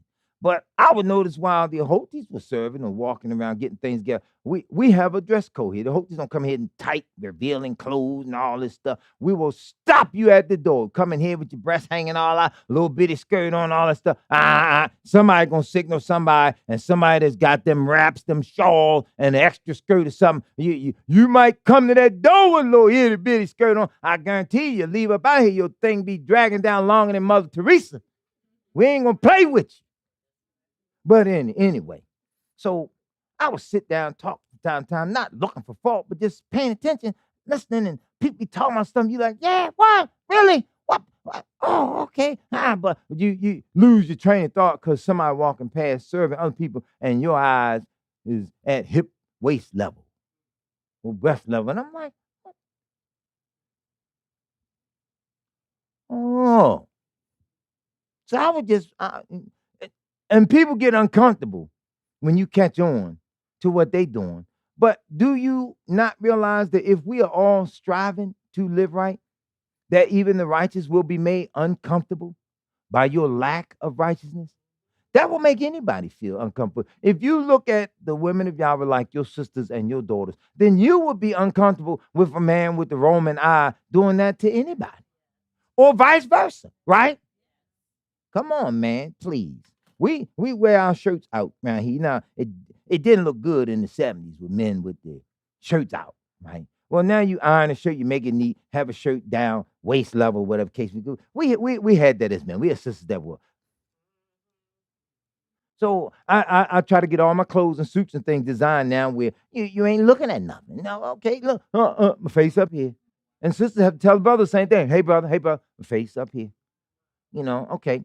So I'm just bringing things like this up because in this chapter, there were 8 things Yahweh got on Yisrael about. In verse 4, he says, Isaiah, reminding us, these are poor, they are foolish, for they have not known the way of Yahweh. Sin number 1, they have not known, right? He going down in verse 5. Says, I'll go see the great men of Yahweh. I'll check in with them, see what they have to say about this conversation, because they have broken the yoke and burst the bonds. So Yahweh set the yoke.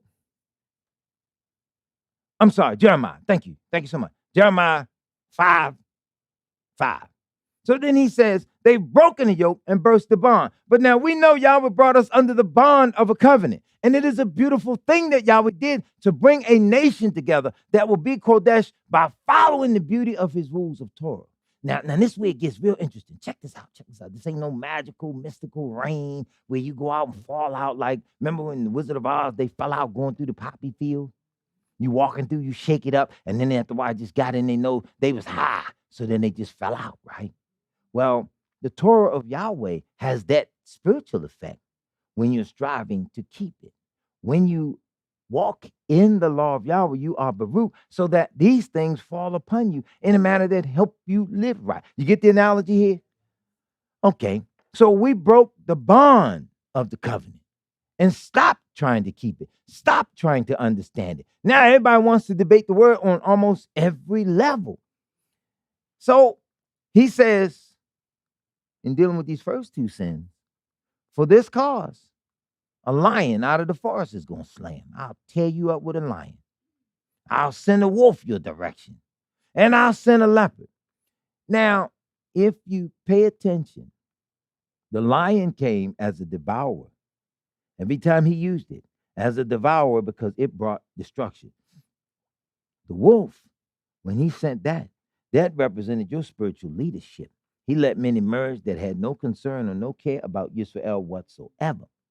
But then the leopard, that was the law enforcement of the various agencies, even among Yisrael's own, that would take full command of everything you do. Now go back in scripture, just get a concordance and look up the uses of the lion, the wolf, and the leopard, and watch the pattern jump out and see if every time it happened, those were not the symbolism. So every instant wasn't a literal lion, every instant wasn't a literal wolf or a literal leopard. But those are the things that happened.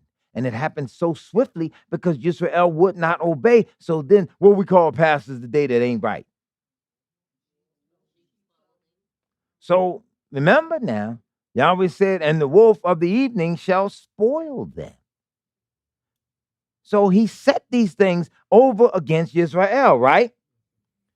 Everyone that goeth out thence shall be torn in pieces, because their transgressions are many and their backslidings are increased. Isn't that the third one? Transgressions are many, the backslidings are increased.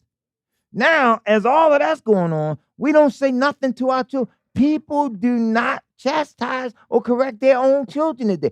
Everybody think everything their children do is always cute.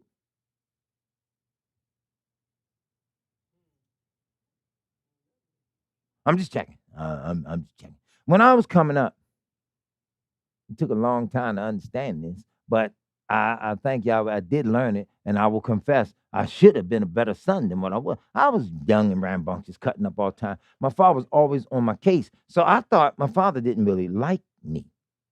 Nah, it wasn't it.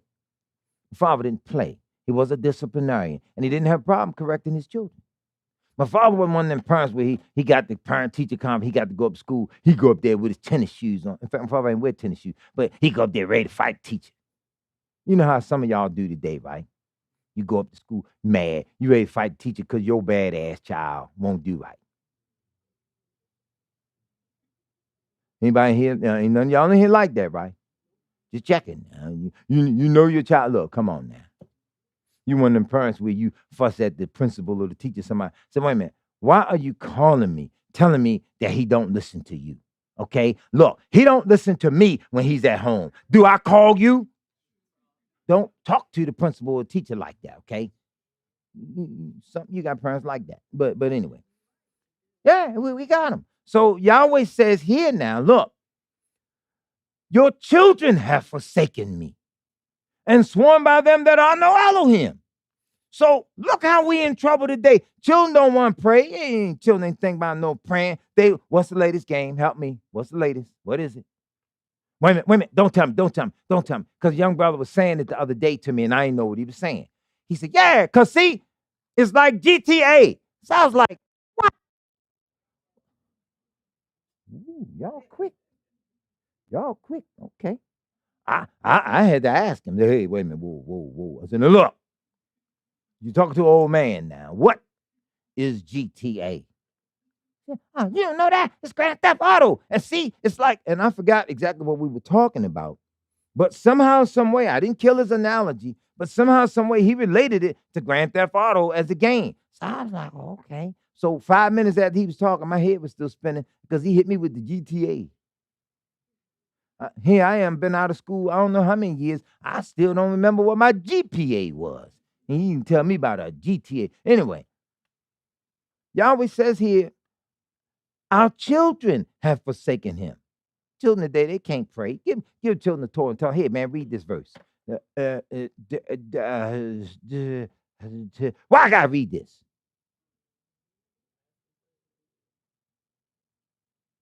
And this is what Yahweh said about us, right? He says, we have committed adultery. Now, let's stop for a minute. If we go back to Exodus 20 and 1, back there in that verse, in fact, you know what? Let's just go to it. That way nobody can say, he preaching ain't even proved nothing. You know, you always got the new coming Israelites that they try to find fault with everything, you know. Yahweh said how it should be kept. We come with a different level. Okay, Exodus 21. And Elohim spoke all these words, saying, I am Yahweh your Elohim, which hath brought thee out of the land of Mitzrayim, or Egypt, out of the house of bondage. Thou shalt have no other Elohim before me. You got that? Thou shalt not make unto thee any graven image, or any likeness of anything that is in the heaven above, or that is in the earth beneath, or that is in the water under the earth. See, the Egyptologists today, well, if the Hebrews are so right and they so real, how come they ain't got no artworks? How come they ain't got no monuments? How come they ain't got this, that, and other? I said, well, I got two questions for you. Number one, since ancient Egypt built all these monuments and all this other stuff, question number one, how come that stuff ain't saved them? And question number two, how is it you don't know why Yisrael don't have monuments when Yahweh plainly told them, don't be building this stuff? How you know what the angels of heaven look like? Did you go up there? Was your mother in heaven when she gave birth to you and y'all just happened to step off the wrong cloud and fell down here to the earth? No, I think not. So here we were given instruction. Don't be trying to draw me. Don't try to draw my heavenly host. That's none of your business. They exist. That's all that matters. If he make them manifest to you and you see him, then you see him. I was sick years ago. I was in the hospital and it wasn't no good feeling. And I woke up one night and there was this light that was shining in my eyes. So when I rubbed my eyes to see what was happening, from where I was laying, I saw somebody in white that was just so beautiful. And their face so black and shiny or oily, whatever it is, doesn't matter. Turban, whatever was on their head. Maybe I was hallucinating. Maybe I wasn't. I know he was black. He was standing at that bed, shirt just as white as brother's shirt is now. And then at the foot of that bed to the right, there was one, and I was looking over my corner, and there was one there. I didn't look the other way to see, but I was like, wow. And I realized I got protection here. And a few days later, I came home. What's the purpose of me trying to draw them or draw what I saw? Putting all my stock in that. Yahweh sent help, I had help. That's sufficient. He said, don't make any graven image. But I will say this, unlike the black family on the evening news, we prayed that he sent an angel, and he sent this angel. And she just looking at the man. You know how when somebody do something, you kind of like push them. It's not with you. Now her husband, because she just looking at the little man. Okay, you happy that he saved you? Okay, that's that. But at any rate, I ain't come out trying to draw them and draw them. I wouldn't be drawing. They wouldn't be in all white and then got no white face because that ain't what I saw. So y'all can get mad at me, Clint Eastwood or William Dafoe or Joe Biden or whoever you think they look like. You can get mad at me. That ain't what I saw. Okay? The mystery. The woman said, name something that's not in the Bible that people think is in there. Little white woman drinking her coffee says, white folk.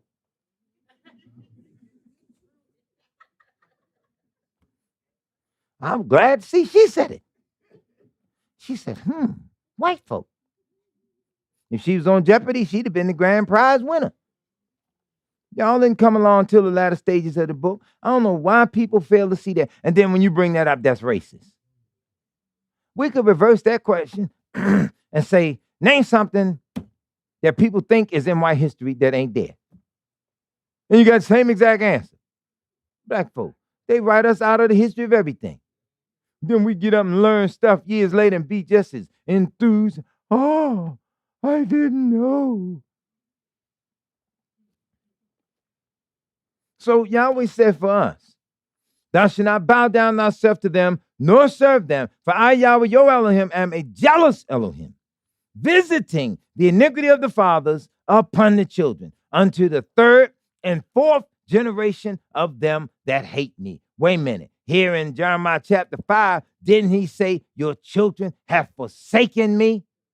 If your children stop believing in Yahweh in your lifetime, that's on you. Teach them better. Now, the next generation, they won't know him at all. That's where the hate starts kicking in. Because now you're trying to introduce them to him. And they want to be free to live as well as raise their children like they thought they should have been raised. So then the next generation, the hatred is so intense, they never know him. This is why he says they have not known him. Let me go to the great men, the men of renown. Let's see what they have to say about this. Our elders today, they don't say much about it. They don't correct the young men today that want to be preachers and teachers and all that. You ain't ready for nothing, man. Come on. We don't realize what's taking place here, right? So now he says, they have forsaken me and sworn by them that are no Elohim, right? Let's back up. Deuteronomy 32 real quick. Deuteronomy 32:16. This is the thing that should catch the children of Israel's attention. We always like to go and argue points about Deuteronomy 28, this, that, and other. Okay, we can use all of that to prove our point. But can we use all of these things to correct ourselves? Can you put yourself on autocorrect when you start reading the word of Yahweh like you ought to? You understand? Can you see and say, well, I won't do that no more? I forget the Green Mile. They had the little man walking down the aisle practicing for the death penalty. Remember that? And the little man was walking down the aisle practicing, and he prayed this little prayer. He was a goofy little murderer. He was crazy anyway. And he says, dear, you know who, forgive me for what I've done wrong. In fact, you know what? Never mind. I'm getting ready to die, so I certainly know I won't be doing that no more. And that's how a lot of us are. No, when we start living this and really seeing the joy of life in Yahweh, most people don't know the joy of life in Yahweh because right now we just want to be seen as the righteous and want to be talking. But the burden of living according to the word, he said, bring your burdens.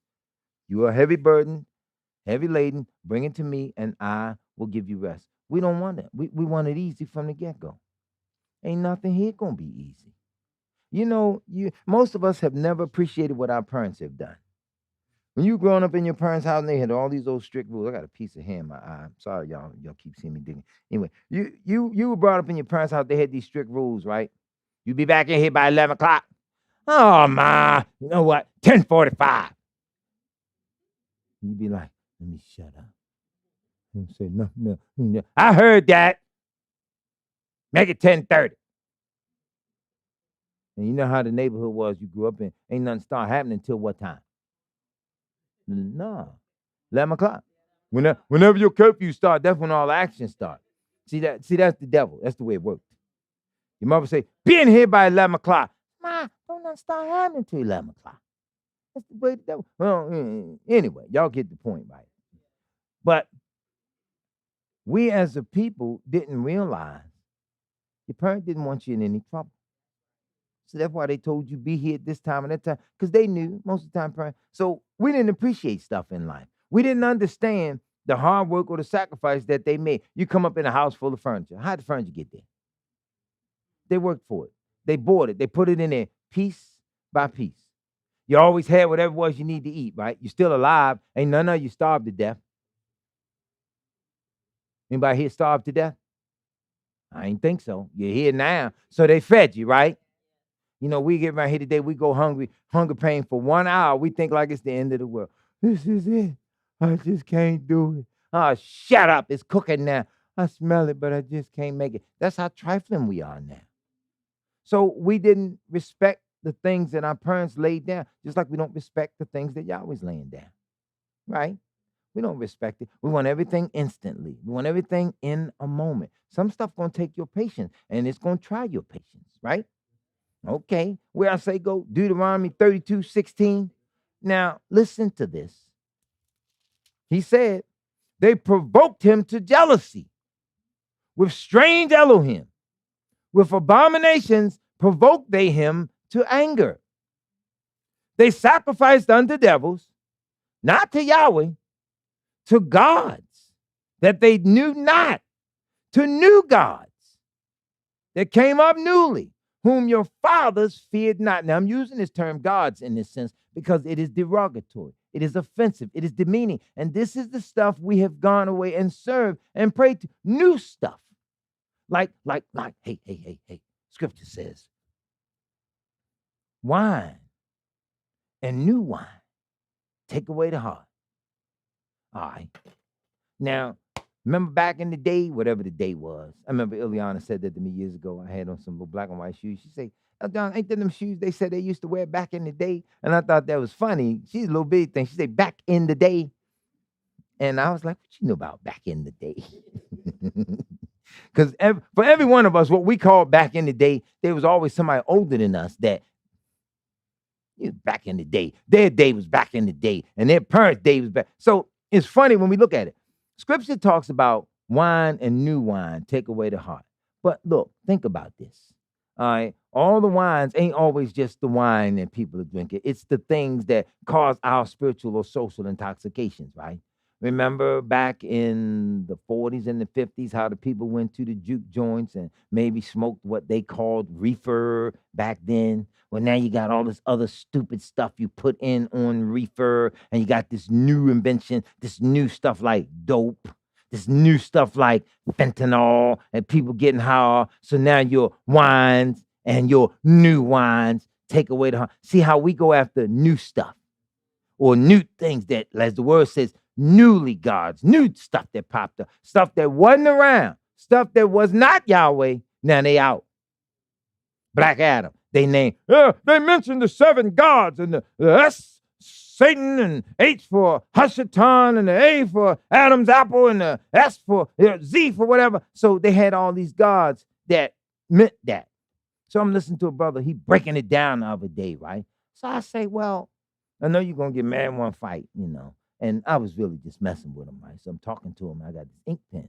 So I say, I know you're going to get mad in one fight. So, let me get ready for you in case you jump over here. Now, I was messing with him, and I did it like, I'm just playing with him. But I said, which one of them gods, since it's encoded in the name of Shazam or whatever, which one of them is going to save black people? Or what do they do? Or what are their roles? Because I'm curious as to why all this stuff has kept happening to us.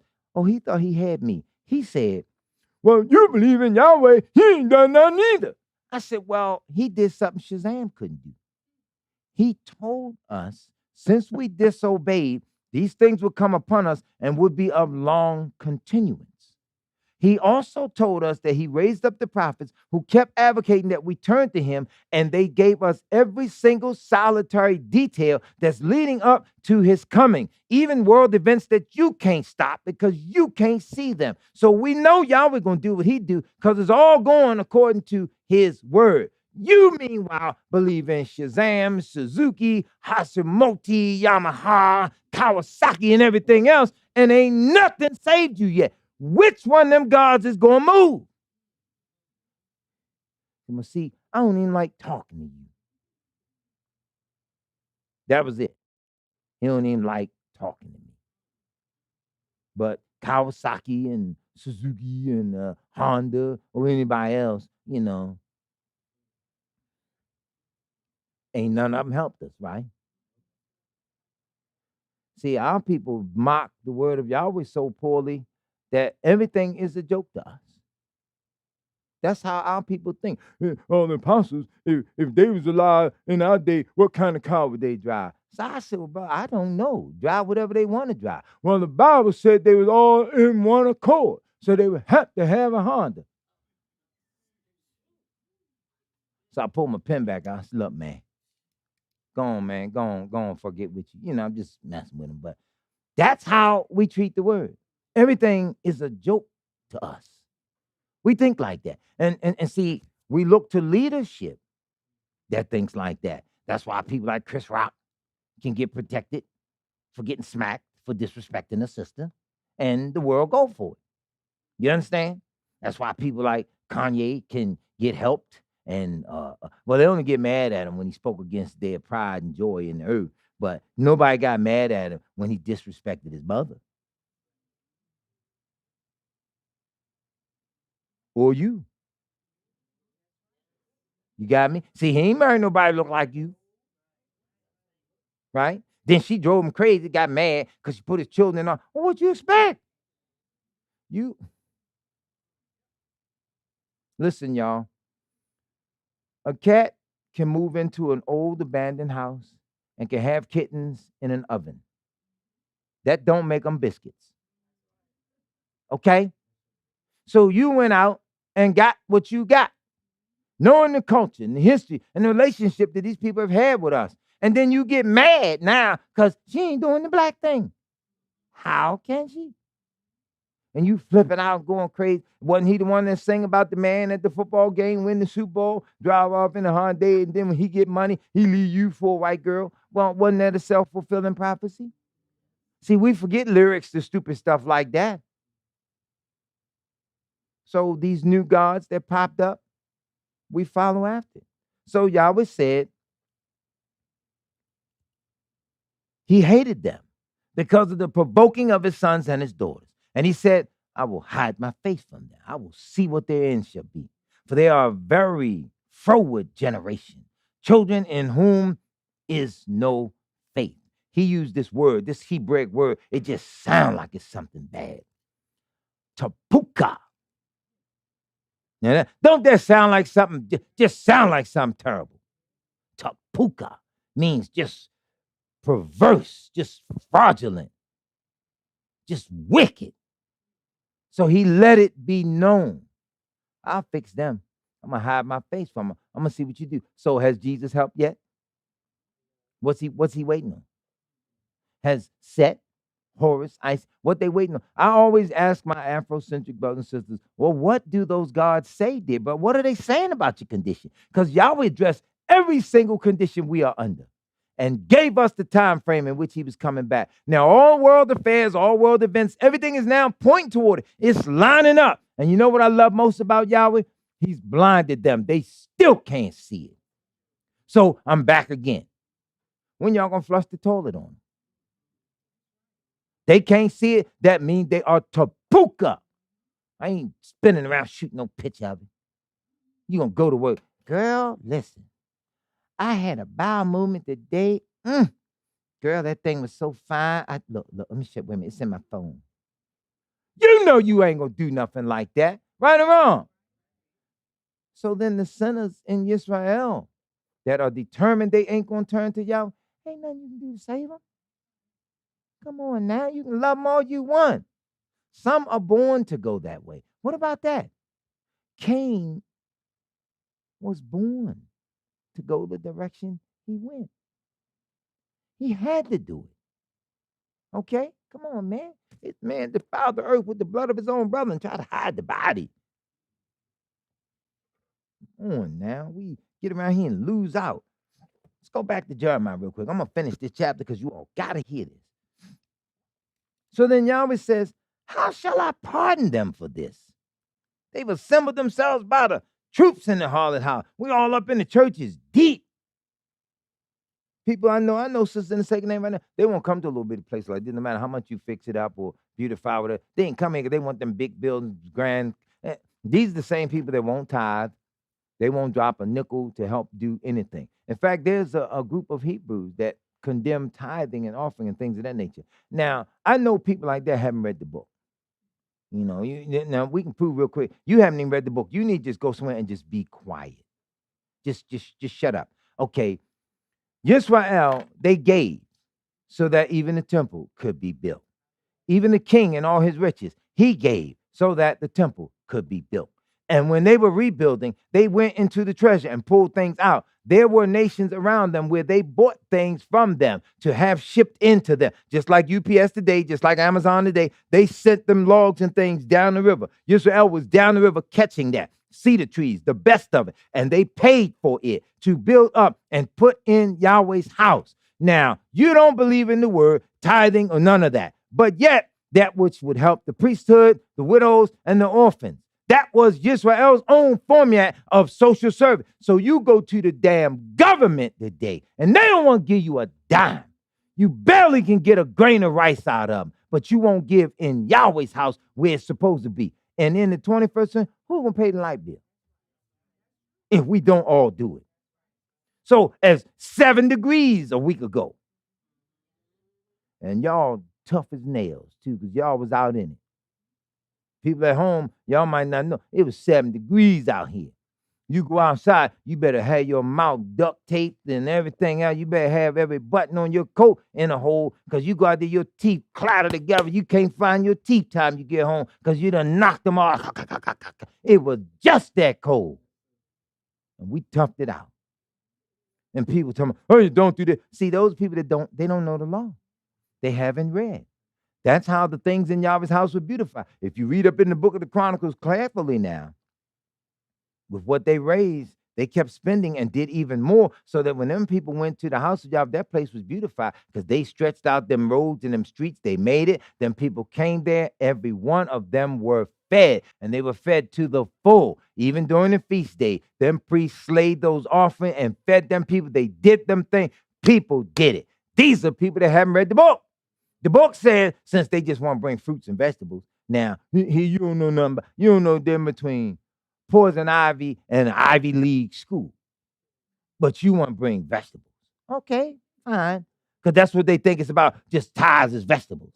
Well, what do they do when they get to that chapter that says, you had tremendous crop, thousands of pounds or whatever. Now it's too heavy for you, and you better not bring a burden out of your house on the Shabbat. Yahweh gave you this real smooth provision. He says, sell it. Turn it into money. Take that to the priest.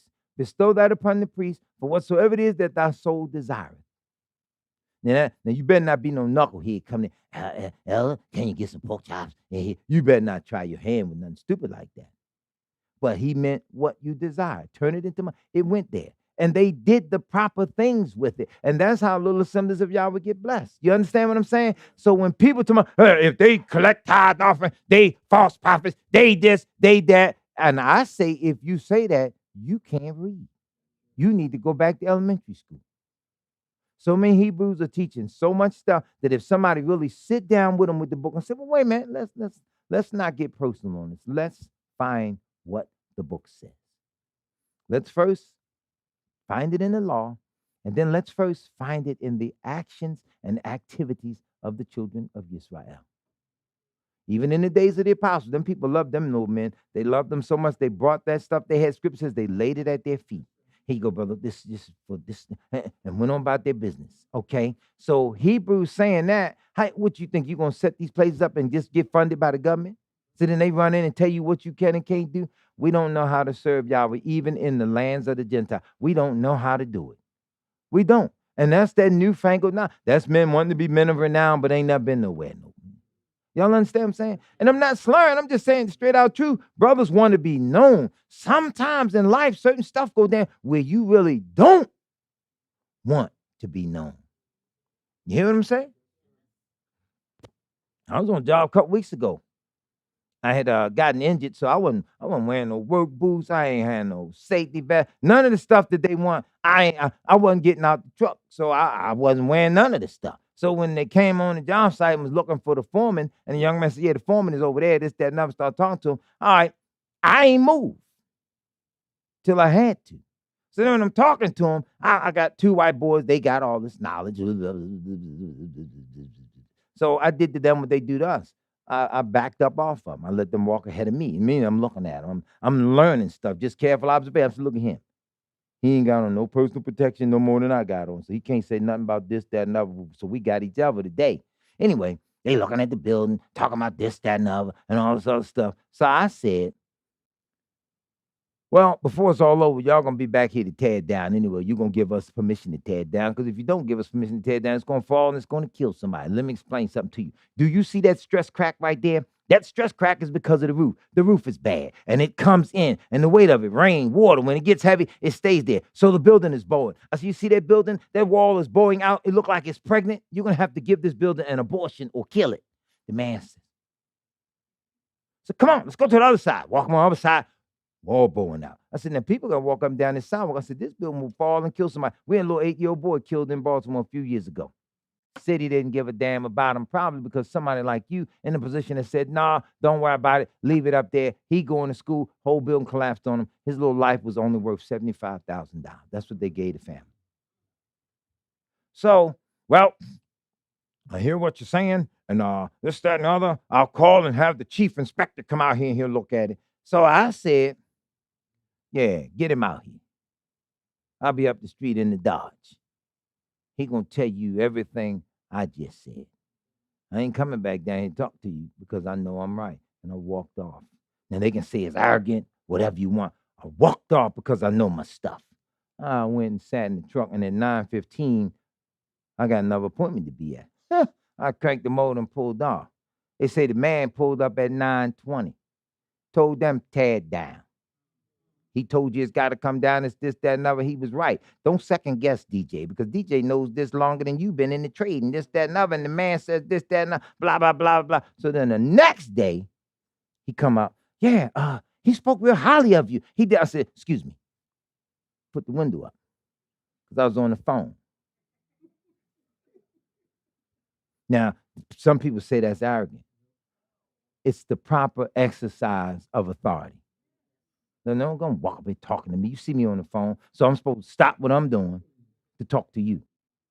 And the phone call I was on wasn't even that important. It's just the fact that I was on the phone. Excuse me. Put that window up. And at 9:15, pulled off again.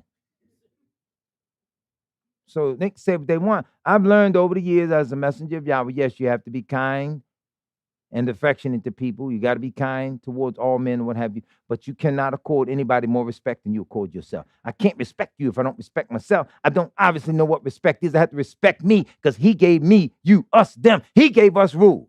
So to respect him, I got to abide by his rules. I can't abide by the rules if I don't respect myself because I don't know the rules. And I got to love my neighbor as myself. Well, I look at Yahweh's people. They are my neighbors.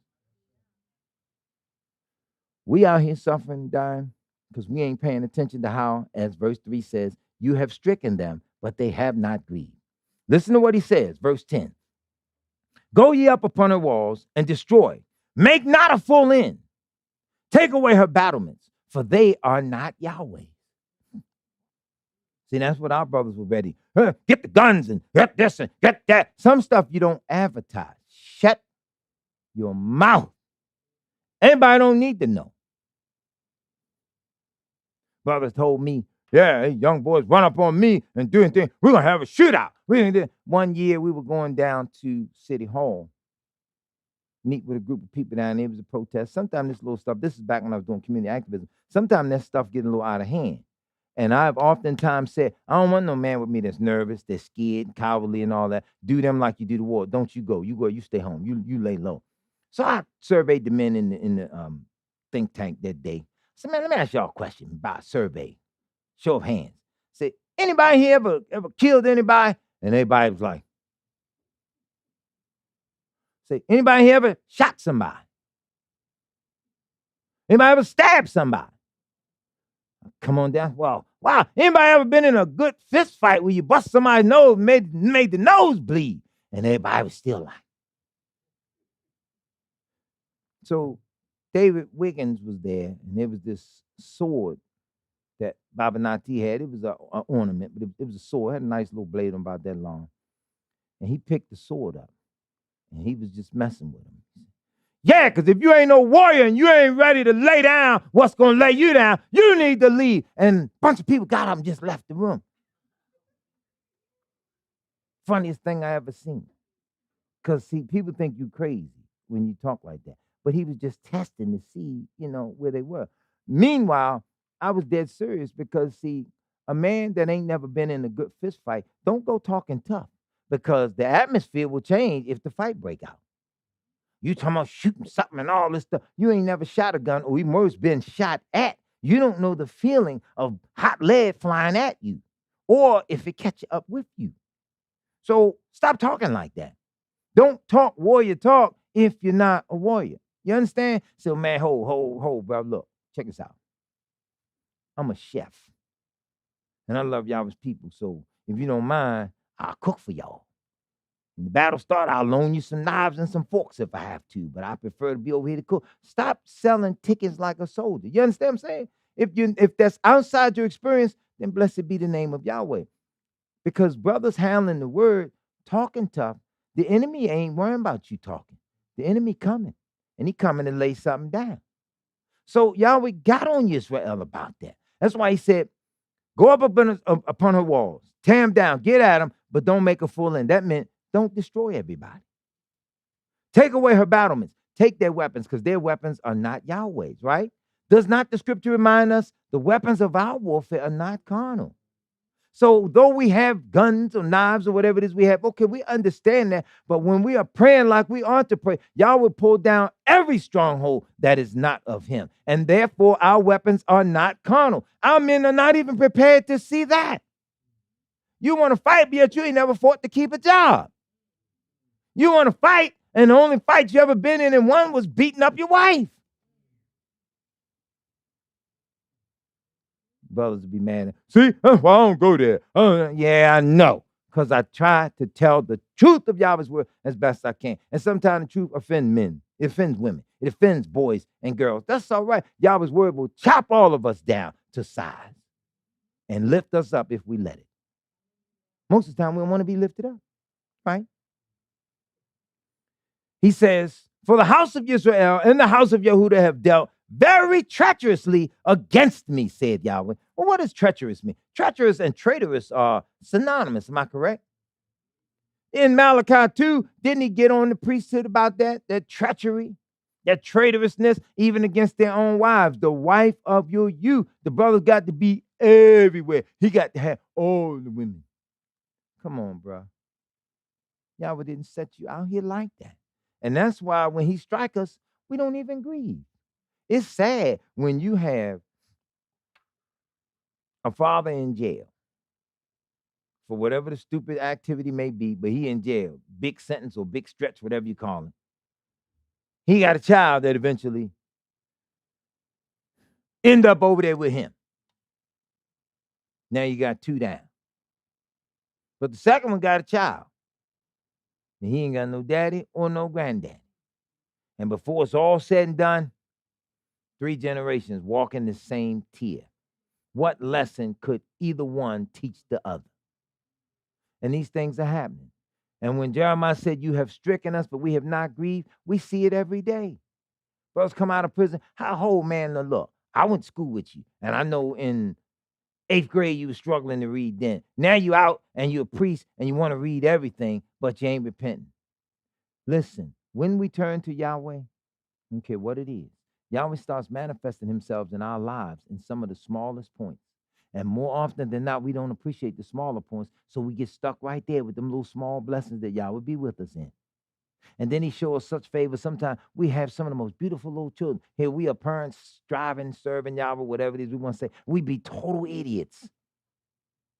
But because he had mercy at a moment when you prayed, now he bless you with a child that's going to grow up and be something. Because you were an idiot and now are still struggling with idiocy or whatever it is, but yet he had mercy on a child who grew up and starts striving to get it right.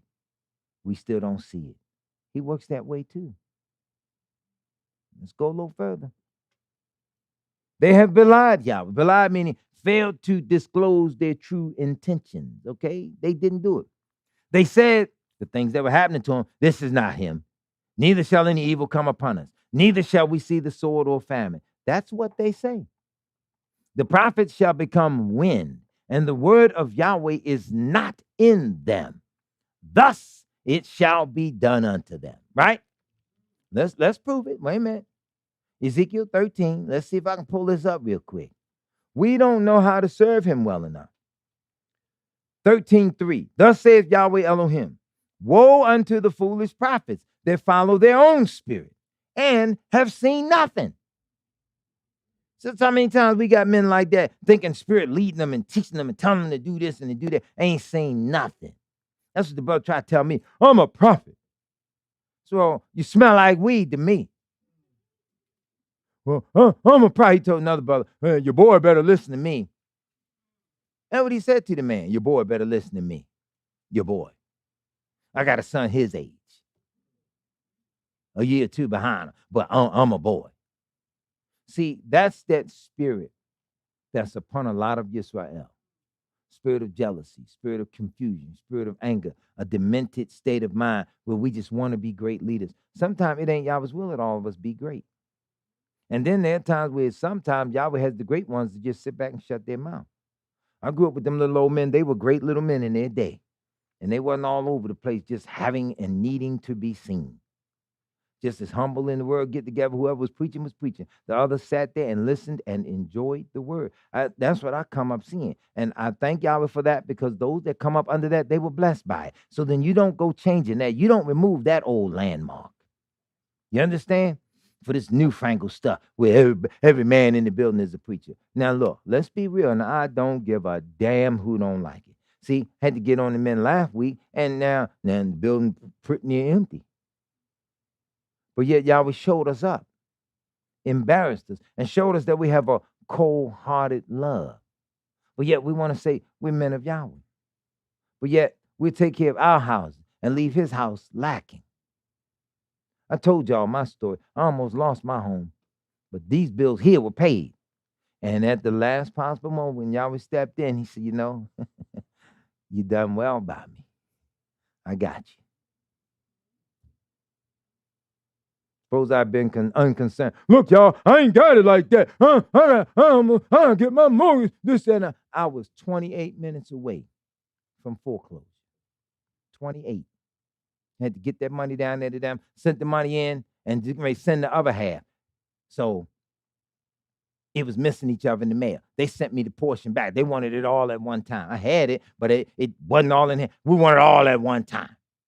So one was in the mail going, and the other was coming back. So they took that part, sent that back, then that was going. So then I had to wait for that, and that pushed me up 11:32 when I got there. She said, I'm so glad to see you. They were going to walk your case down the hall at 12 o'clock and turn it over to litigation. Nobody here never knew. Just kept right on. We had service, we served them, we prayed, we asked Yahweh to be with us, and people didn't know and understand. Yahweh got on them priests because they let his house go lacking, but they had the best of everything in their own. That's why people don't tithe and do things today, because the brothers take it and go ripping and running. Then somebody poor, scrambling and struggling and really in need. They ain't nothing I can do. Well, just keep praying. Pray hard about it. That ain't even what the book says.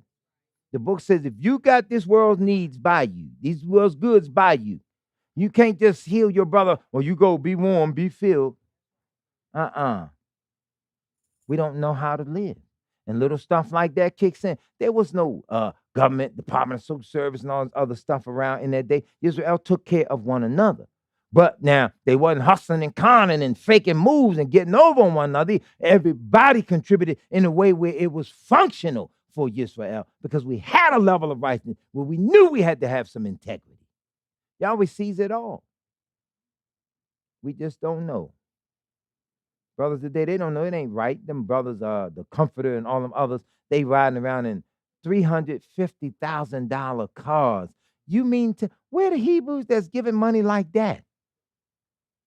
Do you know how many apartment buildings you could have bought and put people in and had your little services, buy your land and build a sanctuary? You ain't got to have a cathedral. Build something big enough where people can come and partake of his word on the Shabbat. A $300,000 car. So you go down the street, make two rights and a left, and boo-boo slam into you, and there go everybody tithes and offering. That's dumb. And it's thievery. You cover one another, because these nations ain't going to cover us. We don't know how. He said these foolish prophets follow their own spirit and have seen nothing. Then he tells you, oh, Yisrael, your prophets are like foxes in the desert. Now, fox is a sneaky little thing. And you better not underestimate it because he will fight you. He'll get with you. I come out the house one morning, sun hadn't come up, it was dark. Little fox, he's strolling down the street like he going to work. I stepped out from behind a car, he coming down the middle of the street. He just looked up like, what's up? Kept on going. I was saying to myself, is that a fox? All right, I wasn't trying to be Mike Tyson or anybody like that, so I ain't even gonna sit there and lie to y'all. I got in that truck kind of quick, you know. Sometimes you don't realize how fast you can move, but you like, I got here quick. That was smooth. Thank you, Yahweh. Lock the door, make sure, you never know. He can come up and unlock the door. I don't know. Or a two-legged fox. But anyway, yeah. Community raccoon.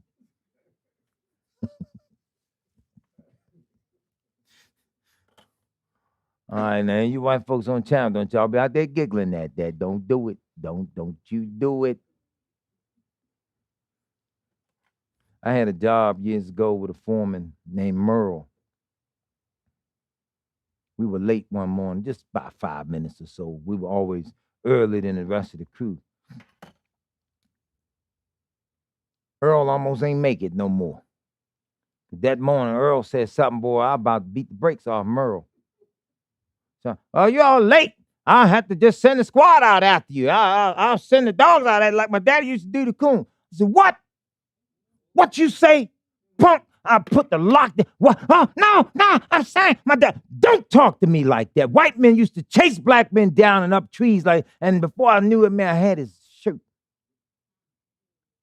And I'm sorry. So that I already knew. He talked to me about chasing me with no coons and all that stuff. Nah, we were in traffic because the accident had happened. So it slowed us down by 5 minutes or so. You can talk to me like that. And ever since that day, we were on the job. He's like, good morning, David. I don't believe in that. You ain't gonna play with me. And I ain't going all off camping with you, Feast of Tabernacle and all that other stuff. Y'all got history doing stuff to us in the woods. No, I ain't going out in the woods. Come on down here in the inner city. Come on, come with me. Let me take you down. We're gonna keep the Feast of Tabernacle down here with Mook and them. We're gonna pitch our tents right here on this little lot with Mook and Boo Boo and them running through. Got them packs, yo. Yeah, we're gonna keep the feast right here. See, I know I'll be fine. Now you, do me a favor, put your tent over there. You make it through the morning, blessed be the name of Yahweh. People don't know they got to reap a lot of what they've sown. But see, people don't like to hear stuff like that. Well, I'm serving Yahweh now. Stop it. Stop that. He said the third and fourth generation of them that hate me. Now, if you make it in, count yourself as the generation that love him. He said, keep mercy to you, but you got to go into captivity. And hopefully, when Yahshua free you, he'll have an Abraham Lincoln moment and sign a Declaration of Independence and let you go in year 999. It is in the book, right? Anyway. He said, these prophets have not gone up in the gaps, neither made up the hedge for the house of Israel to stand in the day of battle. In other words, you haven't prepared these people to be able to stand when this thing goes down. You have not prepared them. They have seen vanity and lying divination, saying, Yahweh said, and Yahweh hath not sent them. They have made others to hope that they will confirm the word. And you got people like that believing in you, thinking you're going to confirm the word, you talking. I always watch people always act like they speak so much Hebrew. Yeah, I speak Hebrew. Look, shut up. You can't even read it in English. Now you want me to think you mastered it in Hebrew? If you really did, the definitions of some of these words and the way it is worked into Yahweh's word, it will make you live a little better. Your understanding of it going to reflect in your life now because you come to an understanding of it and you feel it. You live a little better. You understand? You ain't getting it in English now. You're going to just get the people's confidence because you say a Hebrew word or two. When I give you all a Hebrew word or two around here, I'm giving you the definition because it's applicable to the situation at hand, and the definition of it as used in the Hebrew language will enhance your understanding. And 9 times out of 10, yes, it will bring you up a little higher. You say, well, I never knew that. Like I mentioned about the lion, the wolf, and the shepherd. When you understand how certain words were used, then when you see it again, you look around, okay, yeah, that's interesting. He did use it that way. right? Now, if Jeremiah's saying, I'm going to get to the great men, I got to talk to them, see what they had to say about it. Yahweh says, look at this. Verse 15. For which cause Yahweh Elohim of hosts is because you speak this word, I will make my words in your mouth fire, and this people wood, and it shall devour them. Lo, I bring a nation upon you from afar, O house of Yisrael. It is a mighty nation. It is an ancient nation, a nation whose language thou knowest not, neither understandeth what they say. Let's be real. How many of us ain't speak showing up fairly decent English? Fairly decent. I respect y'all's honesty. I do. Because see, you suffer under some spiritual condition. You ever be trying to tell somebody something, and the word you trying to use just can't come to mind, though you've been speaking English all your life? Do anybody here know 850,000 words? How many words in your vocabulary? How many words you think you got? Good. I like that answer. I don't know. I don't know either. But there are over 850,000 words in the English language. And most of them did not originate in the so-called English language. They pull words from all over the place. So now, spiritually, you can't fully express yourself because you are speaking in the language of others. Now, this is how beautiful the mind works. It ain't even germane to you, but you grow up learning it because that's all you heard. So then that proved with the brain, yes, you are capable of learning another language or whatever the case may be, but you were born speaking a language that ain't even yours. And then those whose language they say it is, sometimes they don't even speak it or spell it properly. I done caught them. Oh, I was looking on the news last night. You know, they put the ticker tape up. They said, New Year's Eve concerns for crime. CONSERNS.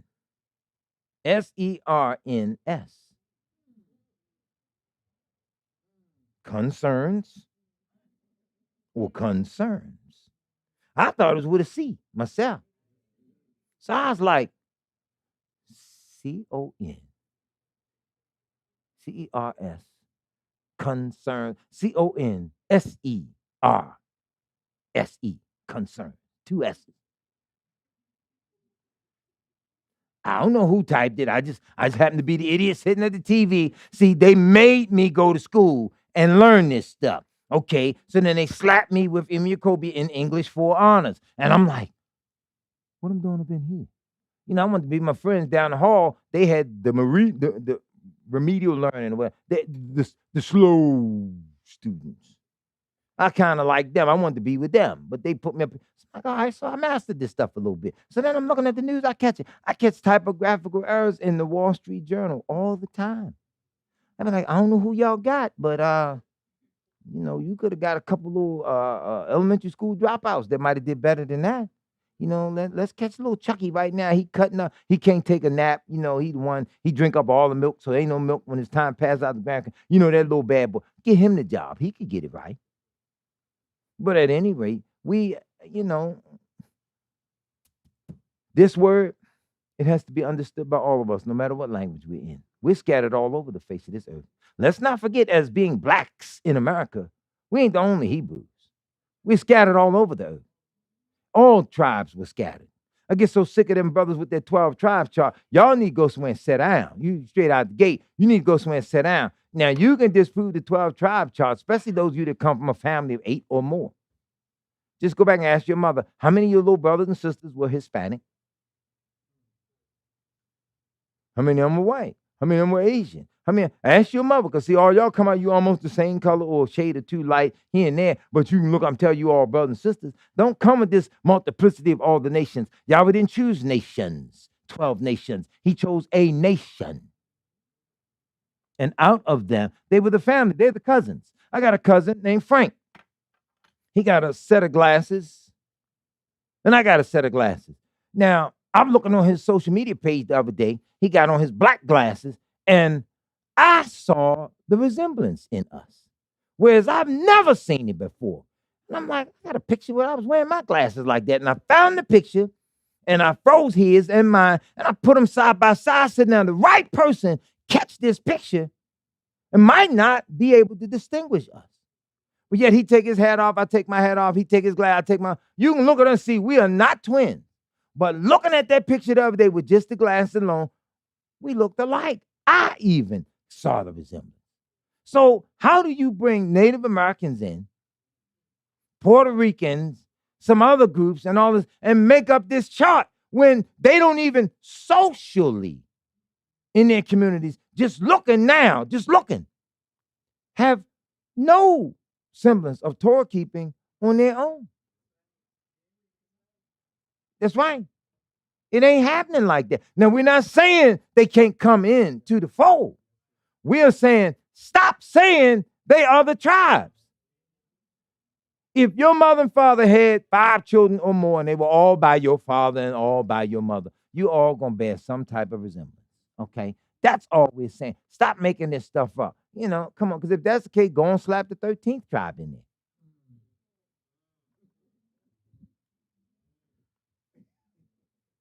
Might as well. You making brotherhood. Y'all said, let us make man. Y'all come along and said, let us make soup. Okay?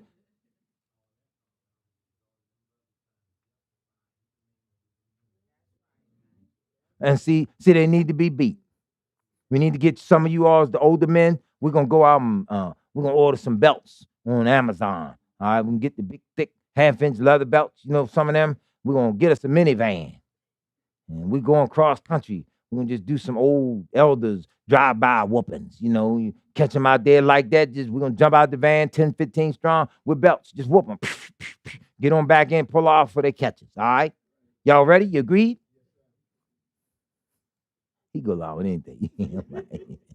In front row. Yes, sir. He never looked back to see if y'all had eased on out the door or anything. He just, yes, sir. No, I'm just, being facetious with the point. But nevertheless, let me get into this before they call me, try to beat them. If y'all can give me extra 15 minutes, can I squeeze that? Awesome. So Yahweh said he'll bring a nation whose speech we would not understand. Their quiver is an open sepulchre. They are all mighty men, meaning the very holster in which they put their arrows in is designed for death. Okay? Their quiver with the police. First thing they do, routine traffic stop. The sticker on your license plate has expired. It does not warrant the death penalty. You flash the light, we stop. That's a signal to you of compliance or a willingness to see what do you want. Why you got unloose the bell hold? You understand? First thing they do, unhook it. Well, if you're going to get ready, then shouldn't we equally be allowed the right to get ready too? If you're going to put one in the chamber, shouldn't we put one in the chamber? Let's get out and do it like they did in the Old West. Hey, I'll meet you out there in front of Snookies at high noon. But no, he says their quiver is an open sepulchre. They are all mighty men. They specialize in murdering and killing. Now, our brothers talking about Shazam and Net, Horus, and all this other stuff. Notice how Shazam and Horus and ISIS and all that. How is it if they guards, they can never find the CIA headquarters? You ever notice that? See, the only time the ancestors or the guards do anything is when they catch a bunch of white folks, middle-class white folks who really ain't concerned about you. They just want to get on a cruise, cheat on their wife a little bit, drink some wine, maybe puke over the side of the ship, and go back home in 2 weeks. But then a big wave come and flip the ship over with all these white folks on it. And we jump up, their ancestors did it. Well, we've been living in every age. If the ancestors got to die to get to the spirit world to bring vengeance and judgment, I'm not trying to be disrespectful to my ancestors, but they moving kind of slow with all the stuff that's been happening to us. You understand? Come on now. But our brother said, the ancestors. Then I see him, I thank you, ancestors, for the blessings that you gave. Poor fella, I seen on social media up there thanking the ancestors. I'm thinking to myself, if you stand here near me, man, I kick you in your ancestors. But anyway, all right, y'all, strike that one from the record. That might have been a little over the cuff, boy. I done lost 2 viewers now, that's it. Anyway. They shall eat up thine harvest and thy bread, which thy sons and thy daughters should eat. They shall eat up thy flocks and thine herd. They shall eat up thy vines and thy fig trees. They shall impoverish thy fenced cities, wherein thou trusted with the sword. Remember how we talked about Thebes and Nob and all them noble cities? Y'all don't talk about them now. You ain't even got, look, they come back now and took the cities from you that they gave to you. Remember Parliament and them had this song called Chocolate City? Gaining on you and singing about and we're working on Atlanta. I remember that. Well, all them cities they were singing about Chocolate City. Well, now they all now just depleted. Ozone layer done came down on them, smogged us out, cancer filled, poisoned us in the water. Detroit gone. Atlanta done gone the way of the sugar babies. Stop that laughing. Anyway, Baltimore next. Baltimore sinkholes opening up everywhere. You leave out your house 7 o'clock in the morning, nice home. You come back 3:30. Get a house. Then backfill the hole. All of the different towns that used to be thriving. Gary, Indiana, different places now. Then come on, y'all. So hear Yahweh's word saying it. And yet we haven't grieved. Nevertheless, in those days, saith Yahweh, I will not make a full end with you. Meaning, I ain't going to destroy all of you, but I'm going to get a good number of you because you just won't hear. Jeremiah 30:7 tells us about that. In fact, I might well flip to it real quick. I could quote it, but I'll go read it. Jeremiah 30:7. Just for safety's sake. Alas, for that day is great, so that none is like it. It is even the time of Jacob's trouble, but he shall be saved out of it. So we got some salvation coming, right? Sometimes when you all are crying, good advice for all of us, you, me, us, there. Sometimes when you're crying, catch yourself. Because you got better days coming. You hear what I'm saying? Catch yourself. I'll let you in on a secret, and it ain't like y'all ain't seen it. I stand up here and preach, and some of this stuff touched me so bad, it make me break down. It make me cry a little bit right here on camera. I am a man, and I'm not ashamed of that. Some things really do hurt when you think about how we're going. But catch yourself. Because some of this we keep bringing on ourselves because we will not acknowledge Yahweh. He is our wisdom and our strength. He is our healer, our keeper, our redeemer. He is all. He is our strength. In Yahshua, I can do all things. Right? Let's go to the book of Revelations. He says, I will not make a full end of you. Now, I want you all to look at Revelations chapter 12. This is so beautiful. The one thing about Revelations chapter 12 that I ain't never heard nobody say. Now, I ain't saying I'm the only one saying it. Hold tight 1 second.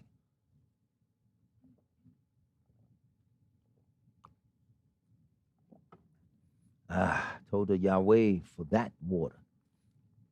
One thing about Revelations 12 that I ain't never heard nobody say, and I know we should be saying this. The most beautiful thing about Revelations chapter 12 is the fact that it is the entire history and prophecy of Yisrael. One little chapter. It's the entire history of Yisrael as a name. Let's run through it. You got time? Y'all got anywhere to be? All right. And there appeared a great wonder in heaven. Wait a minute. Didn't Yahweh say it was in his mind to form you as a nation before he laid the foundation of the world? All right, now check out how the story played out before the people were even born. A woman clothed with the sun and the moon under her feet, and upon her head a crown of 12 stars. Now, stop right there because he made all these things first in the beginning, while he was even making the earth. And these things were already standing for symbolisms of the sun and the moon and the stars. Symbolisms for Abraham, his wife, the children, the crown, the stars, all of that, right?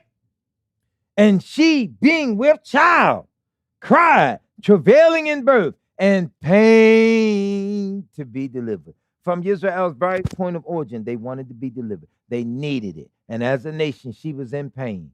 But it just wasn't time for the child to be born.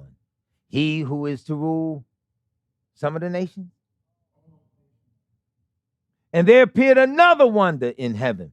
And behold, a great red dragon, having 7 heads and 10 horns, and 7 crowns upon his head. Let me stop right there. Right there. This is interesting. I bring this up almost every week, and I know people be wondering, Why does Elder Johnson always touch on stuff with R&B or country music? I pay attention to everything. So earlier in the week, I'm sitting in the truck, I'm doing a report and the radio on, and the DJ plays this song.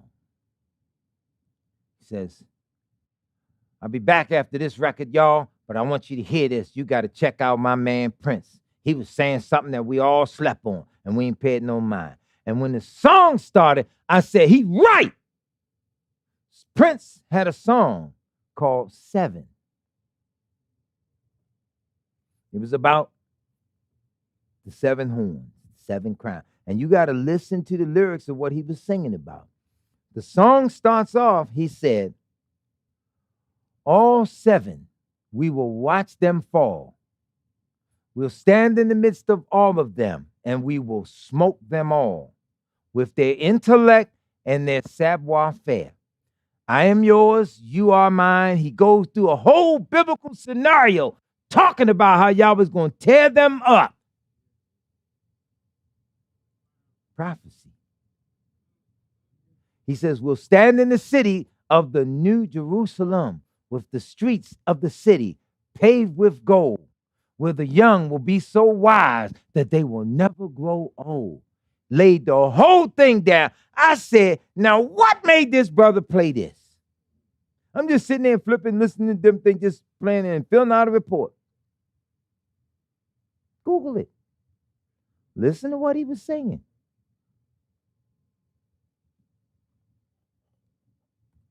He warned the G7. Y'all going down in ways that you ain't going to believe. I was like, listen to what he was saying. Let me say this. As sad as this is in the world, the music industry is especially sad for you and I as the children of Yisrael, because that was where a lot of people who tried to keep a relationship with Yahweh, based upon what they knew, were trying to say things.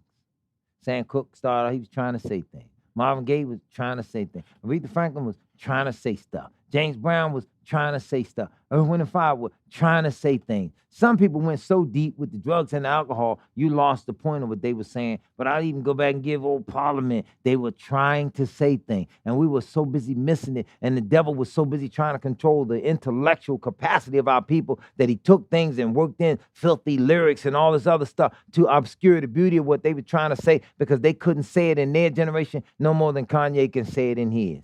I give him credit on what he's trying to say now, and fussing and arguing or whatever case, but they couldn't say it. To say what has to be said to Yahweh's people, the word of Yahweh has to have free reign. You got to go say it wherever it is that you can say it. So my hat is off to the brothers who just take to a street corner and stand there and say it, because you got to say it wherever you can say it. Their medium or modicum ain't always the route to go. You hear what I say?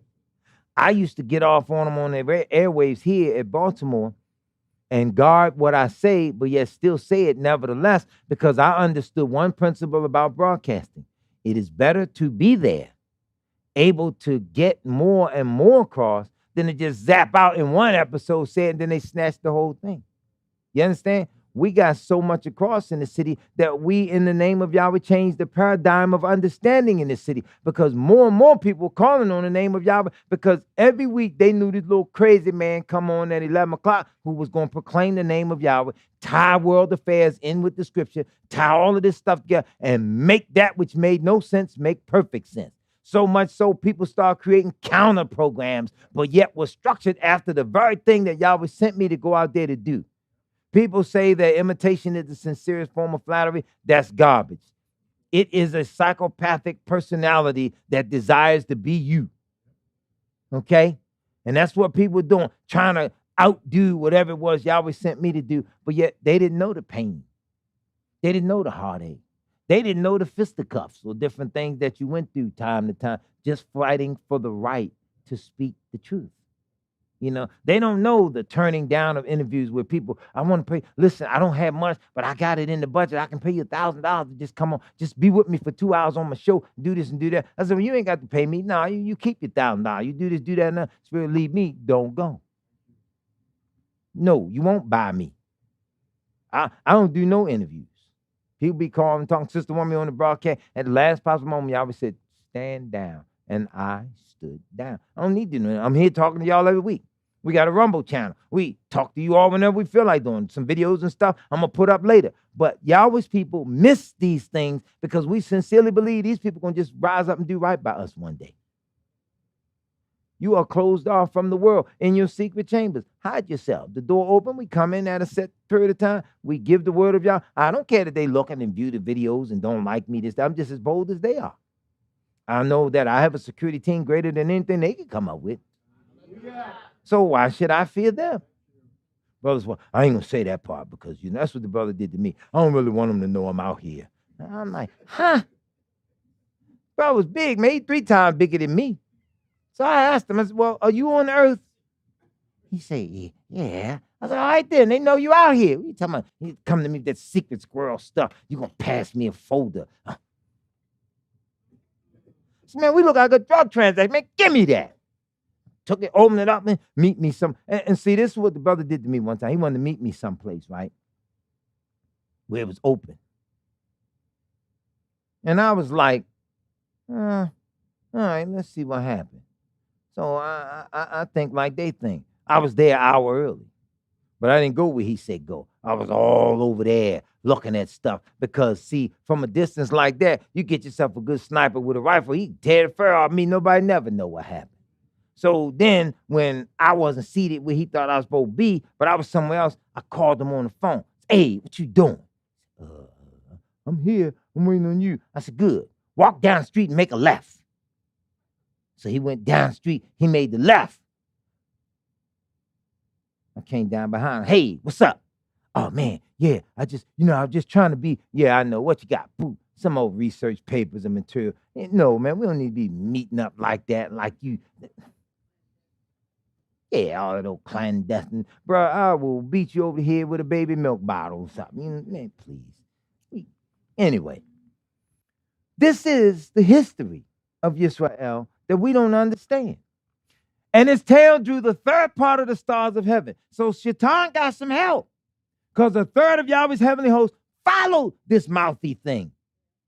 He talked trash and got them kicked out and did cast them to the earth. The dragon stood before the woman, which was ready to be delivered for to devour her child soon as it was born. Now, ain't this history? Didn't this happen? And she brought forth a man-child who was to rule all nations with a rod of iron.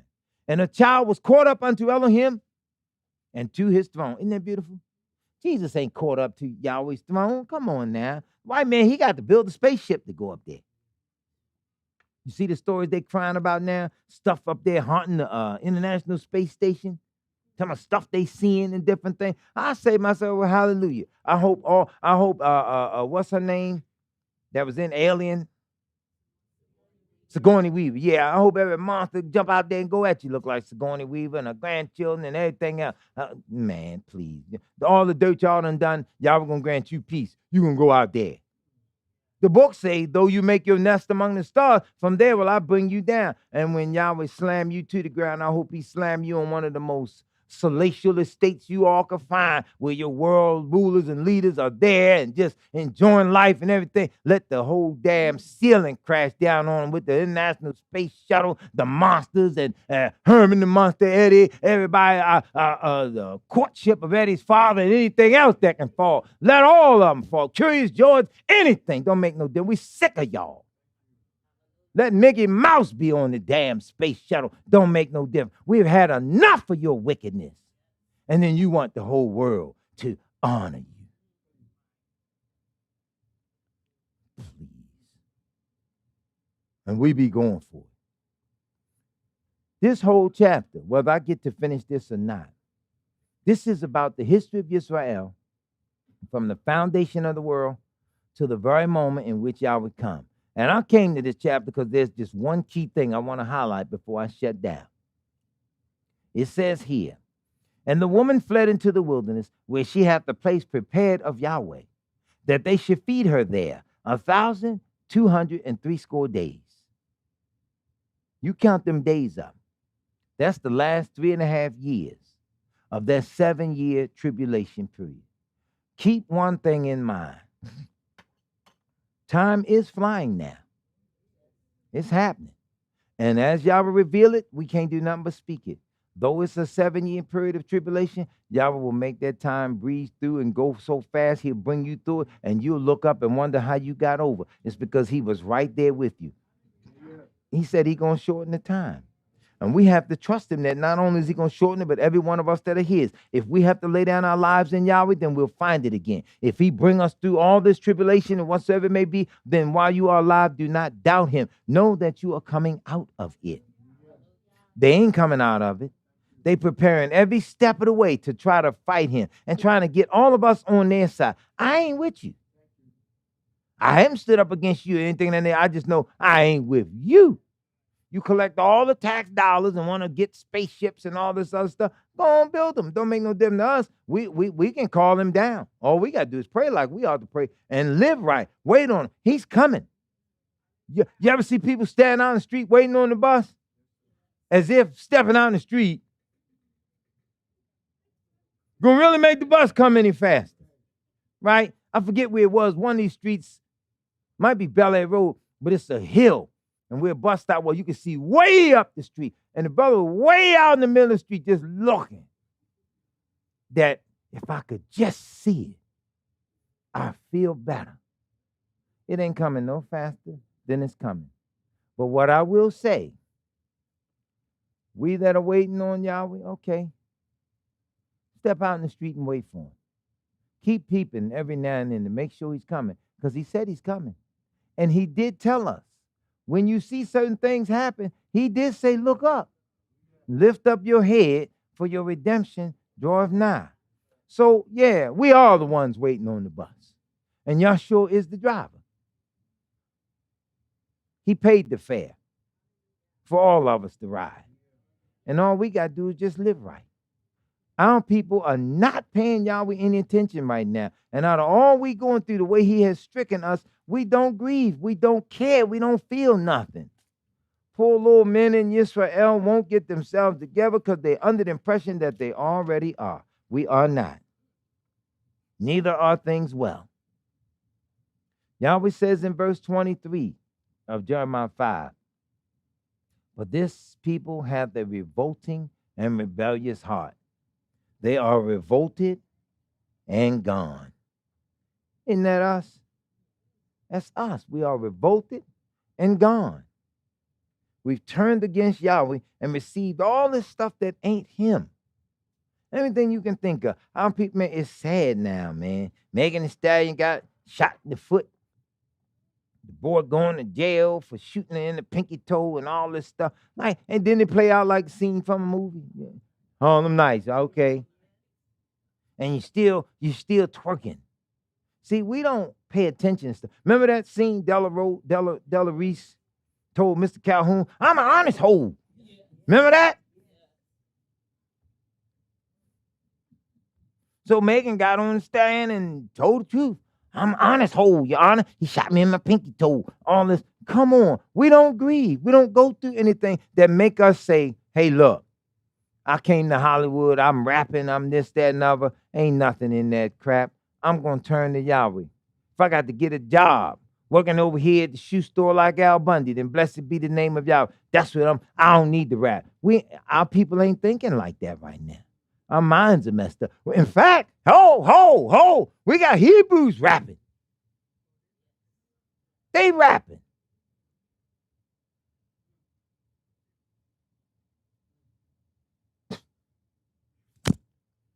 I remember being in the house blasting Stevie Wonder.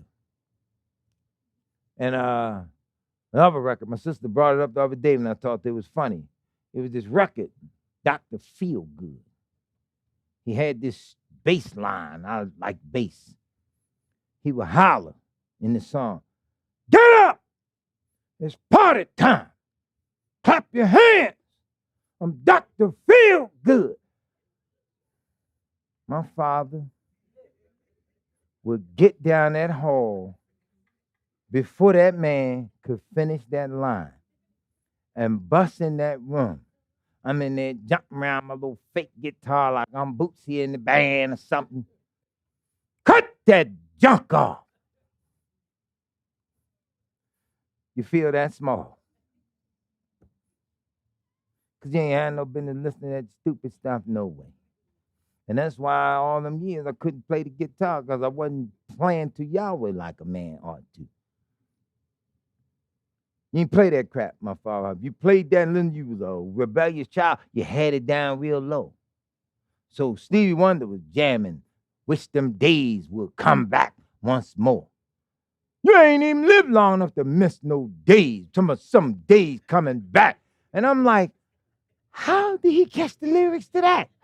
You know, what I love most about my father was the spirit that Yahweh put upon him of killjoy. That killjoy spirit, where you into all that foolish worldly stuff, my father could speak to you in a way where that spirit would flee. You want to go club and all that. Time he get through preaching, you want to stay still like a statue. And he was good at it. Because what he was saying was in the power of Yahweh. People could get mad. He would mock them. Yeah, I know you get mad. You get wind in your jaw. You sit there and swallow. You're mad. You want to fight. He would lay it out. And I understood. He said to me one day, you're going to have it a lot rougher and a lot harder in the ministry than I did. So you might as well prepare yourself. All right, I looked at him, expecting everything to go on like it went on for his generation. Man, I wish he were here long enough to just say, Dad, why you didn't tell me that I get punched in the face? And, people put hands on you about the word. I grew up in Baltimore like everybody else. Somebody throw a punch, it take a punch. You take a punch, give a punch. But you learn in Yahweh, everything ain't always physical and fisticuffs. Some of them people have to put hands on you that the testimony of Yahshua against them may be complete. Because he did say, touch not my anointing. Do my servants, the nabis, no harm. Everybody wasn't afraid.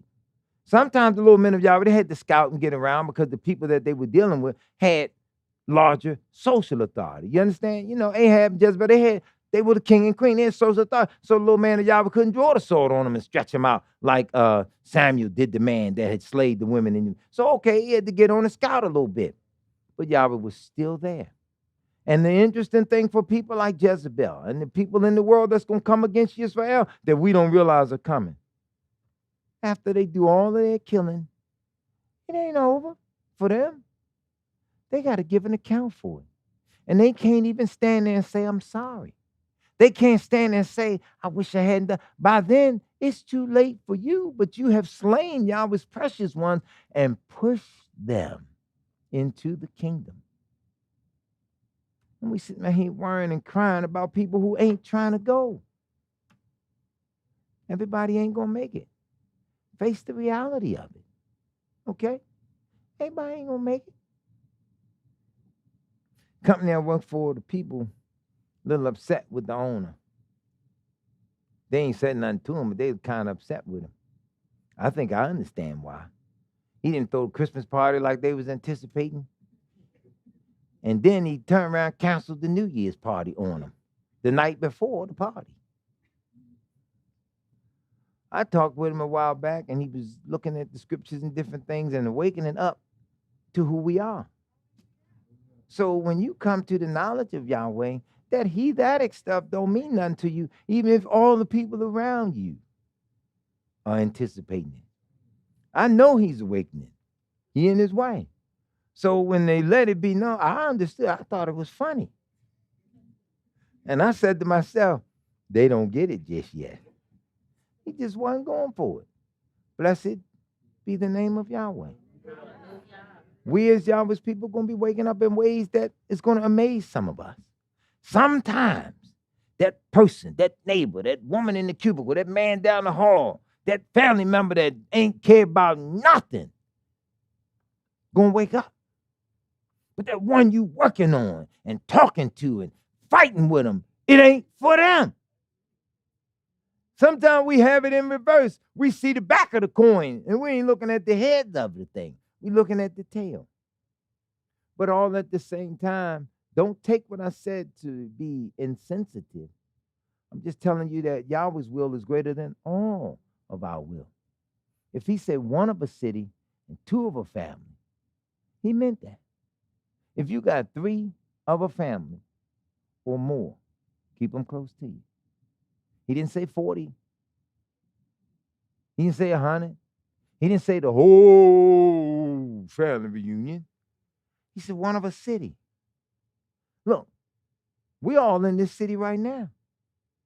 Look around. Suppose he just decide only one.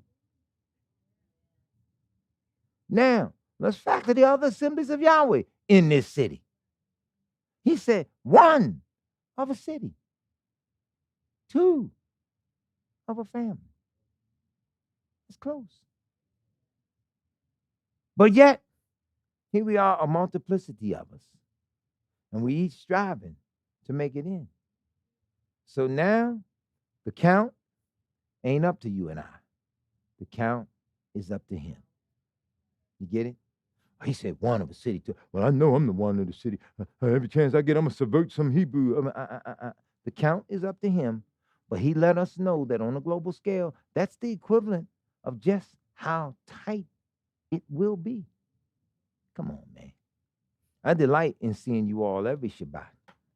My week was so rough, boy. Tuesday, I was looking for Shabbat. I'm looking at the calendar trying to figure out something stupid. True story. I was like, now I wish I could rip Wednesday, Thursday, and Friday off of here. And we just jump straight into Shabbat. Because these people getting on my nerves. I was thinking it. And me and Deacon was laughing about it last night. Yeah, man, terrible. But I was trying to find a way to get to Shabbat. Well, it's here. I don't want to blow it. I thank Yahweh for each and every one of you. I thank Yahweh for those of you at home, for your letters, for your calls, your concerns, your offerings, your tithes. We told Yahweh for all the different things that you all have done. I have kept you all abreast on some stuff. Other things I don't always talk about it because I realize it takes a little more man hours and a little more energy than just saying, hey, we're going to do this, so we're going to do that. When you go to do something, if you got a mind the way my little mind works, and Yahweh bless you to do it, you try to work every detail because you started, you don't want it to fall through, you don't want it to fail, so you take your time. Then there's this other thing we have to learn to do as Yisrael. Don't put everything out in the universe. Shaitan will come. So some things Yahweh give it to you in gratitude. You say it to people one time. Don't be like my students, though. Don't just hear me say it and then you got to, wait a minute, huh? What? Because if you can repeat it, you heard it. You're just not sure what you heard. Now the surety ain't on me. I can understand it, but I can't understand it for you. You got me? So we got to learn how to stick together, to factor things into the equation. Do not be offended by sermons and messages if by chance they hit you or hit on your toes. Okay, then Yahweh fashioned it that way. There's nothing personal going on here. We are simply striving. We got to help each other. Sometimes you have to rebuke one another. You have to correct one another. You got to push one another in line. That is the law. The law does say thou shalt surely rebuke thy neighbor and not allow sin upon him. I ain't that type of person where I'm going to shut up on you because your little feelings is hurt or what have you. I guarantee you, if I shut up on you, it's because Yahweh has commanded me to shut up, meaning don't say nothing because obviously whatever's going on, Yahweh is going to take care of it himself. But to just warn the people and to preach the way we should preach, we have to do that. So nobody can get mad and say, talking about me. Yahweh's word, talk about all of us. When he get on them shepherds and different things, and then I read that, I strive to make certain I ain't in that category with them raggedy shepherds. So then you have to make sure you ain't in that category with Yisrael. That's rebellion and a revolting heart. Strive to make it, as opposed to, don't be telling me nothing. We don't want to be little Nas X. Can't anybody tell me nothing? And some of you don't nobody want to say nothing to you, no way. Get up out your way in case the thunder and the lightning hit. Yisrael, yeah, Yahweh loves us, but we got to obey. What more can I say? Here's the secret to obeying Yahweh. You got to love him. Think about it. You got to love him. Question, anybody here ever been in love? Anybody say, You ever been in love? This is how you solve the riddle. That feeling you felt for your mate or your loved one, go 1,000 times over on Yahweh. That's all you got to do. Make sense? You see that ring you want, or them shoes you want your mate to have, or that coat, or that shirt, whatever it is. You go all out, you work overtime. It's on your mind. I'm going to get this for my hubby. I'm going to get this for my girl. You just, Do that for Yahweh. You see them commandments says do this, do that. No, I'm going to do this for you. I'm going to dote on him. That's all. And see if he don't bless you to keep obeying. When he open up the road on the Torah, funny thing he'll do, he'll put the law there so that as you're walking the road to salvation, you can't walk in nothing but righteousness. He will do it. I've seen him do it. Make sense? He'll do it. That's the coldest I got. Let us stand. Abba Yahweh, we thank you for our lives, our health, our strength. We thank you for the beauty of another day. We thank you, even in the midst of all our trials and tribulations, the greatest moment of all, Abba Yahweh, is the simplicity of the fact that you've given us the power to simply ask, and it shall be done.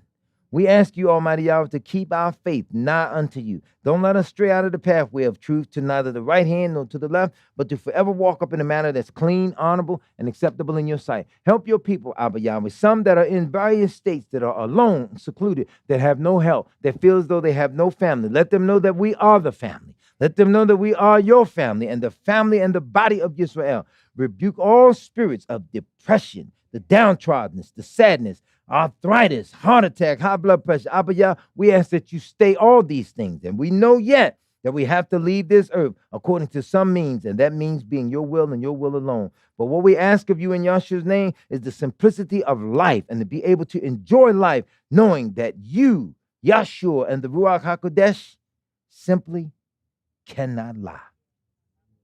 And in that, Almighty Yahweh, we thank you for all that you've done for us as you continue to work on Yisrael. Have mercy upon us and grant us a peaceful entry into the greatness of your kingdom to come, where after 10,000 years, we have no less days than when we first begun. This blessing we ask in Yahshua's precious name. Hallelujah. Hallelujah. Hey, Yisrael. Love you. Love you too. Happy Sabbath to you all.